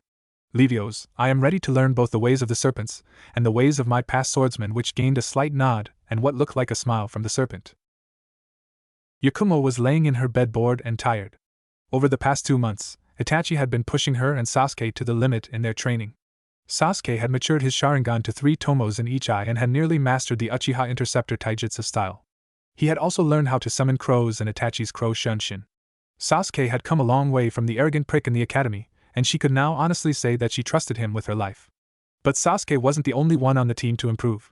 She had been improving her own personal taijutsu style by working on her flexibility and speed. The 2 months had also proven to be very productive in terms of genjutsu training. Itachi had helped her advance far enough that she no longer needed to paint the illusions to make them real. Her mentor had also helped her create a variety of genjutsu that ranged from confusing and disorienting the enemy to ones that were completely lethal. Yakumo couldn't wait to tell Naruto of her progress. Naruto. Yakumo sighed. It had been a long and lonely 2 months without her boyfriend, but Itachi made sure that she understood why he had to leave. Every week, one of Naruto's serpents would appear to her, give her a message from Naruto, and receive what Yakumo wanted to say to him. According to his letters, he had become stronger than he could have ever hoped. He never did go into what he had learned or the exact level he was at, but she knew that the ninja world was in for a shock when he returned. Secretly, her questions weren't necessarily about his skills, but how much his body had grown in his time away. For now, all she could do is fantasize and make sure that she had tissues on her person in case she started to suffer from recently recurring nosebleeds. Before any more thought could be given to her boyfriend, a thick mist started to form in her room. Expecting another one of Naruto's serpents, she was understandably shocked at who was revealed when the mist cleared. Naruto stood in the middle of Yakumo's room. Wanting to surprise the girl that held his affections, he decided to reveal himself to her first. Over his 2 months of training, he had grown 3 inches in height, and his body now had a much more muscular shape to it. Wearing a sleeveless black shirt that showed off his muscular arms and summoning tattoo, Umbu-style pants, and his headband which now hung from his neck instead of around his arm, the boy stood with a smile. Opening his arms for a hug from his girlfriend, he was slightly surprised when he received a slap to the face, but it was immediately followed by a passionate kiss. Hugging Yakumo tightly, he simply said, "I guess I deserve that," which got a nod from Yakumo, causing both genin to start laughing. Hokage's office. Minato sat in his chair once again doing paperwork. It had been 2 months since he had seen Naruto, but he understood why his son had to go. He once had to make a similar decision regarding his training with the Toads and Jiraiya. Speaking of his sensei, things with the old pervert were becoming more and more troublesome. The sage was becoming a problem when it came to his misguided and deluded son and daughter. He constantly tried to put Menma and Narumi in a positive light for the fellow villagers and shinobi, hoping that they would each do their part to make them as strong as possible. It unfortunately did the complete opposite. Almost every day Minato had to deal with complaint after complaint about his children and Jiraiya throwing their weight around. It eventually got so bad that he had to threaten Jiraiya with the punishment of no longer being able to see his godchildren. Putting his head in his hands, he thought about what was happening to his children. Kushina had tried as hard as she could to break them from their current mentality, but it seemed that they were just too far gone. The brother and sister openly believed that the weak had no place in this world and that only the strong deserved to live. Everything in terms of those two had completely gone to hell. Despite all of the attention and training the two had received throughout their lives, Menma and Narumi had turned into potential monsters. It hurt Minato deeply to associate his children with that word, but it was the truth and both he and his wife knew that. At the moment, Kushina was helping Tsunade in teaching Sakura, her former student. Under two of the strongest kunoichi in all of the elemental nations, the civilian-born girl thrived and was said to have greater potential than Tsunade herself. As the Hokage's thoughts drifted, it was quickly interrupted by the forming of mist in the office, which lasted but a few seconds. When the mist cleared, standing in his office was his firstborn son. "Naruto, I wasn't expecting you." "Welcome back, son," Minato said with a wide smile. Walking up to his son, he grabbed him into a hug which Naruto returned. After their brief hug, Minato went back to his seat and motioned for Naruto to take the seat across from him. Naruto took the seat as Minato took time to examine his son. With a smile, Minato started the conversation. "So Naruto, what have you been up to?" Minato asked, forgetting that Naruto had constantly kept him up to date on his progress. "Dad, I would like to ask that my team and mom be here for what I'm going to say," Naruto said with a serious look on his face, causing Minato to quickly go into Hokage mode. He snapped his fingers, which caused an Anbu to reveal himself, and ordered him to gather Team 11 and Kushina in his office. 10 minutes later, everyone was gathered in the Hokage's office. Sasuke was surprised to see his teammate as was Itachi, but the older Uchiha hid his surprise much better. Kushina, on the other hand, upon seeing her son, quickly glommed her son, saying constantly how much she missed him and that he was never going away for so long. Yakumo watched everyone's reactions with a smile, as she had already had her moment with Naruto. After the excitement of the genin returning home died down, he instantly became serious, changing the entire atmosphere of the room. "I have brought some information that I didn't reveal in the letters because I thought it best to reveal it in person," the boy said, causing Minato to lean forward. Naruto sighed before going into his tale. "It starts when I left the village the first time," he said, gaining a wince from his parents. "I met a woman in a forest named Sarah. She is the one who taught me how to wield a sword and is the reason I have not only my sword but my summoning contract as well. All the times I have said that my sword is special, I meant it. Yakumo and Sasuke already know this, but that's it. You see, when I finished my training with Sarah, she told me that my sword would appear to me, and with it, a title. I received my sword in the dead of night and gained the title of the Lunar Soldier. It was after I gained my title and summoning contract that I was forced to kill Sarah," he said, looking at the ground while Kushina put her hand to her mouth and her eyes teared up. Minato looked down in shame and then at his son in sympathy. After a short moment, Naruto continued his story. "The reason that I had to kill her is because I am the most recent in a line of history's most legendary swordsmen. The catch is that only one swordsman in that line may live at one time. The moment I received my sword was the moment that Sarah accepted what was about to happen," Naruto said, and quickly wiped a tear from his eye. "My sword gives me multiple abilities, most of which I am only able to use at night. When the moon shines, my strength, chakra reserves, chakra control, speed, swordsmanship, and overall power are increased dramatically. Before my training trip it tripled, now it increases over tenfold," he said, causing everyone in the room's mouths to drop. Naruto was strong enough during the day, but if his power increased that much, he could be pretty much unstoppable. After seeing everyone in the room get over their shock, he continued. "On my trip, I learned from the serpents how to work better with them as a summoner, mastered the lightning and water elements, and can now with great difficulty summon the most powerful serpent in existence.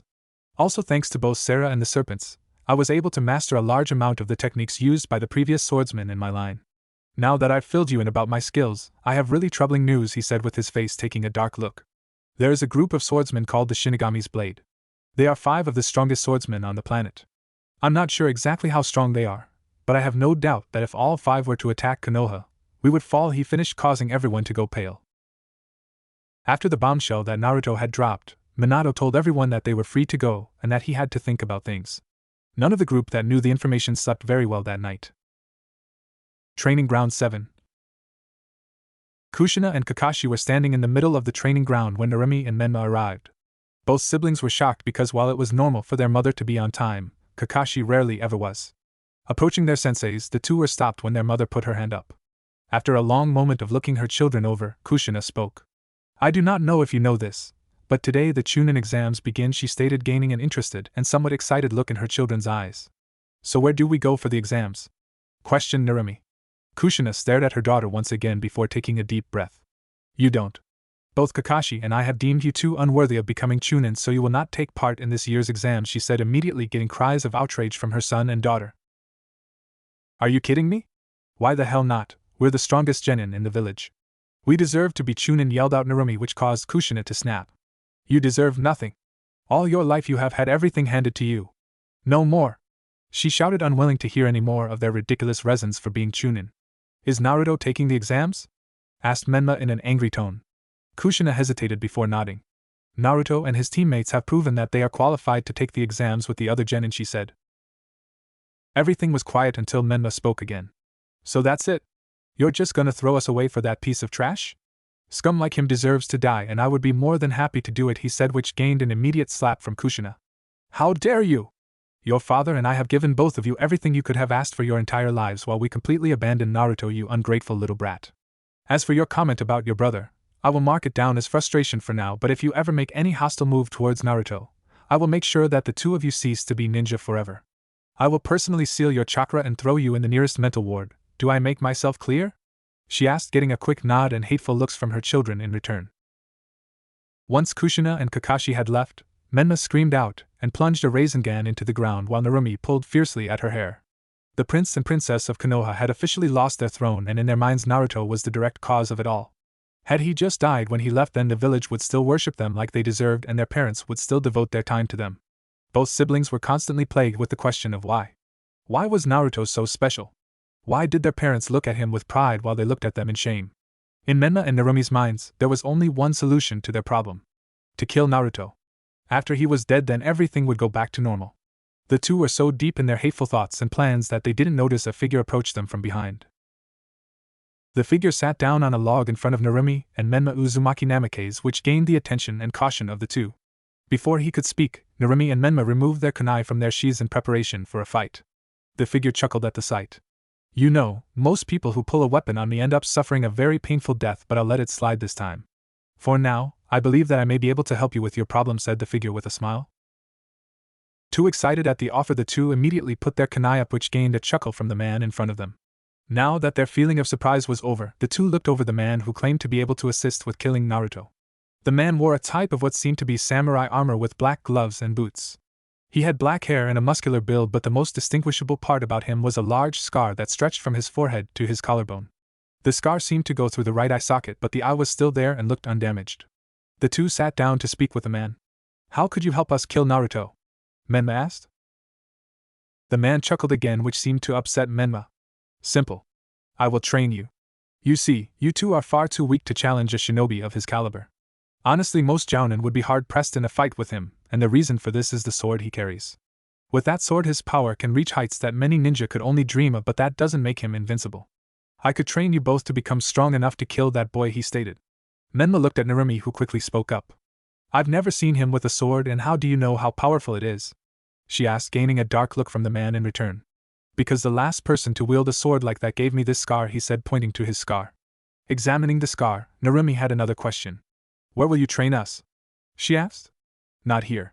This village wouldn't take kindly to someone like me, and I feel that both of your potential would simply go to waste. You would have to leave Konoha, he said, but was a little surprised to see looks of apprehension on both of their faces. Needing to give a little push, the man decided to play on their dark thoughts about the village. I take it that the both of you recognize what is happening in the village. You are no longer being treated as you should be because of the outcast. The only way to gain your reputations back is to take them, he stated. Menma looked at Narumi, who gave a nod. When do we leave? He asked, and the man stood up. Soon. You will know when to leave. All you have to do is make it to the forests of Fire Country, and an associate of mine will pick you two up and bring you to our base. Make sure to wait for the opportunity, he said before being pulled into a pool of darkness that surrounded him. Front of Academy. It had been a week since Naruto's return from his training trip, and here he was with his girlfriend and his best friend about to take the Chunin exams. Smiling, Naruto looked at his team standing behind him. Yakumo stood tall, confident in her abilities as a strong kunoichi. Sasuke stood with a small grin and a look of determination in his eyes. "Well, let's show them who we are," Naruto said with a grin. With that, the three Chunin hopefuls took their steps into the academy to meet their destiny. Inside of academy, Team 11 made their way upstairs, but upon reaching the second floor they were met with the sight of a girl with her hair in two buns pleading to be let past, two ninja blocking a door.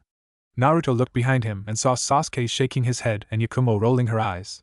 The genin group quietly walked past the girl and what Naruto assumed was her team. Before the two could make it to the stairs up to the third floor, they were stopped by a voice. "Wait. You are Team 11, correct?" asked a boy in a bold cut. The girl and a Hyuga stepped forward to join the boy at his side. "And if we are?" asked Sasuke. "We were told to keep our distance from you, but looking you over, you don't seem so tough," commented the girl with buns in her hair. Naruto chuckled, which turned into a laugh, while his team also had grins grow on their faces. "Avoid us or face us, it doesn't matter, but the cardinal sin of someone in battle is to underestimate their opponent," spoke Naruto, as he and his team continued towards the stairs. "What are your names?" asked the Hyuga, who had not made a sound until now. "Isn't it polite to give your name first before asking for another's?" asked Sasuke. It was no secret that the Hyuga clan and Uchiha clan were not the biggest fans of each other, but Sasuke didn't let his clan's prejudice affect his opinion. Itachi made sure of that. The Hyuga was silent for a while before finally giving in. "My name is Niji Hyuga. These are my teammates, Tenten and Rock Lee," he introduced. Tenten waved and Rock Lee smiled widely at them. "My name is Sasuke Uchiha. My teammates are Yakumo, Kurama, and Naruto," he said, introducing his team, who examined their competition. "So I take it you are the leader?" asked Tenten to Sasuke, which caused him to chuckle. "What's funny?" she asked, confused. "You will find out later in the exams why that question is funny. For now, we need to leave," Sasuke said as the team made their way to the third floor, while the Hyuga's team stayed behind trying to figure out Team 11. Upon reaching the third floor, Team 11 was met by their sensei, Itachi. "I see that you three have made your choice. Listen, I want you each to know that I am so proud of the three of you. Each of you have the potential to go down in history as the greatest ninjas of all time, this I truly believe. So go and fulfill your destiny," he said, giving a new source of confidence to the genin. With a nod, the three walked past their sensei and into the examination room. Upon entering the room, the three looked at their competition. Most were standard genin, but a few stood out to Naruto. The first one was a Kusa ninja that Naruto was sure wasn't a genin. She was obviously trying to conceal her power, but he could tell that she was a definite threat. The second was an IWA ninja who also seemed to be trying to conceal her power. She wasn't near as strong as the Kusa nin, but powerful nonetheless. For some reason, the girl was staring at him with a look of pure hatred. The third was Kumo ninja, who radiated power from deep inside of her. Naruto concluded that she must be a Jinchuriki. The final genin he observed concerned him the most. He looked at the red-headed Suna ninja that was staring at him. He had bags under his eyes, proof that he had not slept in a long time, and was leaking bloodlust. Naruto was brought out of his contemplation by an Inazaka who was gathering what looked to be his graduating class. Only being there for a day, Naruto didn't know their names but had a pretty good idea of what clan each were from. Seeing Yakumo and Sasuke join the Inazaka and other genin, Naruto joined his team. "So looks like everyone is here. Except for Menma and Narumi," Kiba said before noticing Naruto. "Oh hey, you must be Sasuke and Yakumo's teammate." "I'm Kiba and this is Akamaru," he said, pointing to a white puppy standing by the Inazaka's leg. The boy held out his hand to Naruto, who took it hesitantly. "Naruto," he said. "Naruto. Well, welcome. Let me introduce everyone. These are my teammates, Hinata Hyuga and Shino Aburame," he said, pointing to the two.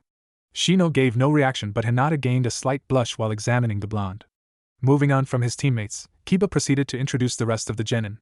After the boy was finished with introductions, a pink-haired girl entered the room followed by two regular-looking kids. "Sakura? I thought you didn't have a team to compete?" asked the blonde known as Ino. The pinkette smiled. "Master Tsunade talked to the Hokage and I was allowed to take it with two genin who were also unable to take the exams because of injuries to their teammate. So here I am and I'm ready to give it all I've got," she shouted while her inner self pumped her fist in agreement. "You tell them," shouted her inner self. "Well, it's good to see you here," said Yakumo, making her presence known. "Yeah, I know. I've been learning so much from Master Tsunade and Kushina Sensei that I would have been really depressed if I didn't get a chance to show it off," Sakura said. "All of you should be more quiet," warned a voice behind the group. When they turned around, they were met with the sight of a gray-haired ninja wearing glasses. "Trust me, you don't want to draw attention to you and your team in the exams," the ninja continued. Who are you? Asked Kiba, voicing the question on the minds of each of the Konoha genin. Oh, forgive me for my lack of manners.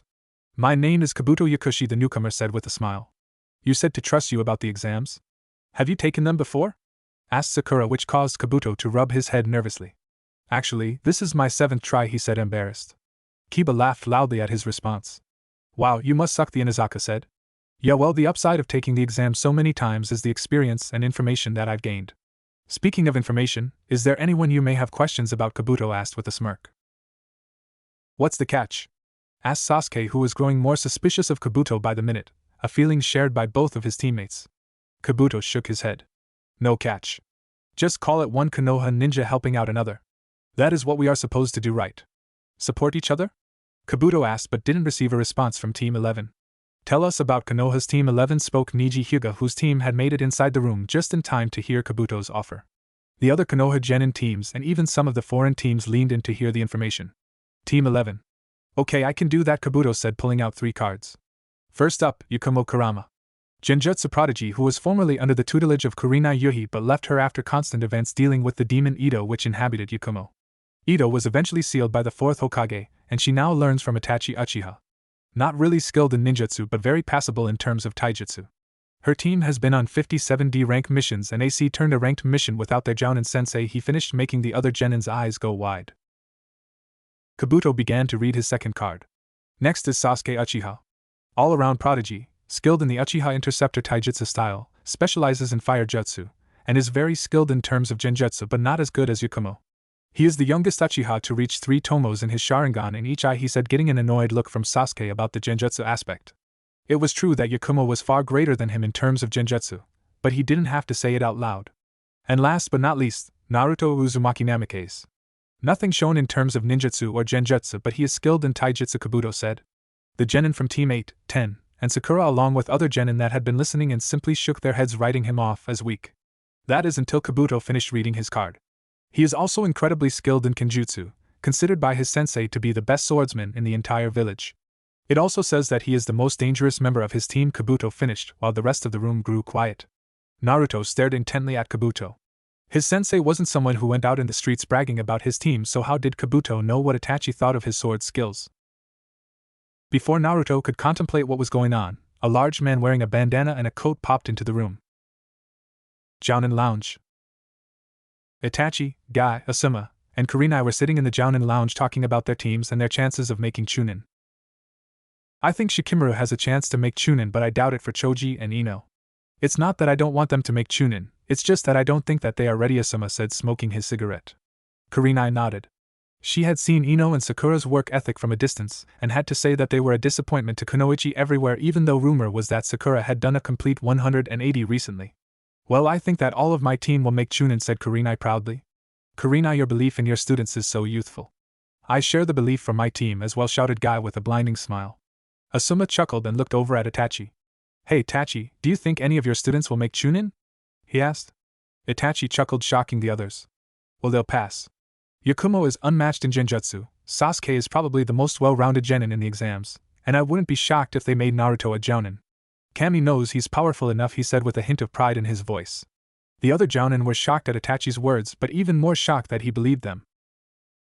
Today was very special for Itachi because to him, this would be the true start of his genin's careers as ninja. Today would be the beginning of his team showing the world their power. Smiling, Itachi left to meet the Hokage. He had been meeting with Minato a lot lately. His visits ranged from Minato getting his advice on village matters to learning more about diplomatic situations from him. It was odd to Itachi because it almost seemed like Minato was training him for something, but he couldn't imagine what. Jiraiya walked through the village with a smile. It had been months since he had been in Konoha, but it was a sacrifice he made to be a spy master. Heading to the Hokage Tower, the Toad Sannin was preparing for the conversation he needed to have with Minato. Their last talk had not gone very well, but he needed Minato to understand that the entire world was at stake. The twins' training needed to be upped, especially when they were revealed to the ninja world in the Chunin exams. Reaching the tower, he hopped up to the window and went through it. Although this was his usual entrance, Minato seemed to take no notice and continued doing paperwork. Jiraiya frowned. His student must still be upset about their last talk. Hey kid, how's the village been? Jiraiya asked with a smile as Minato raised his head to look at his sensei. The village has been fine. The Chunin exams have started, so we're dealing with that, the Hokage responded. Jiraiya's smile widened. Yeah, I heard. I was actually hoping that you would let me train Menma and Narumi for the final round. I haven't seen the little brats in so long. I want to make sure they haven't been slacking in their training, he said. Minato stared at Jiraiya for a long moment before responding. You can train them now if you like. They should be at training ground 7 with Kushina and Kakashi, he said, which gained a confused look from the Sannin.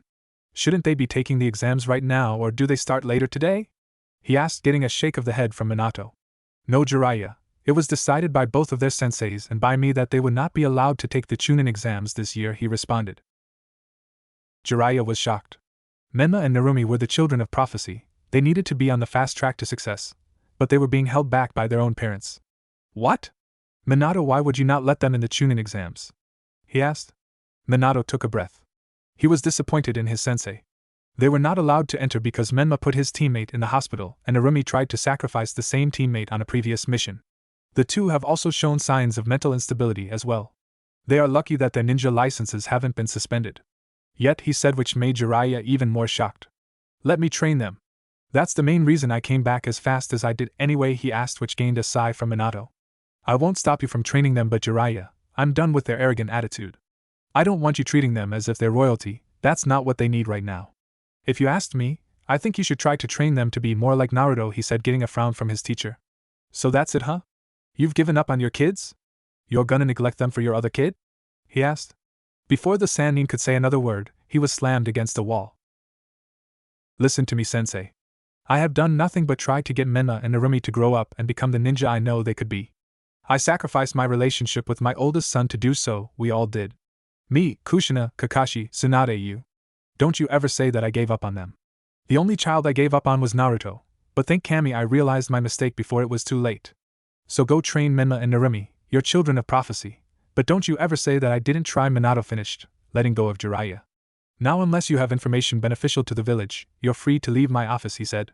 Jiraiya wordlessly left, thinking about Minato's words.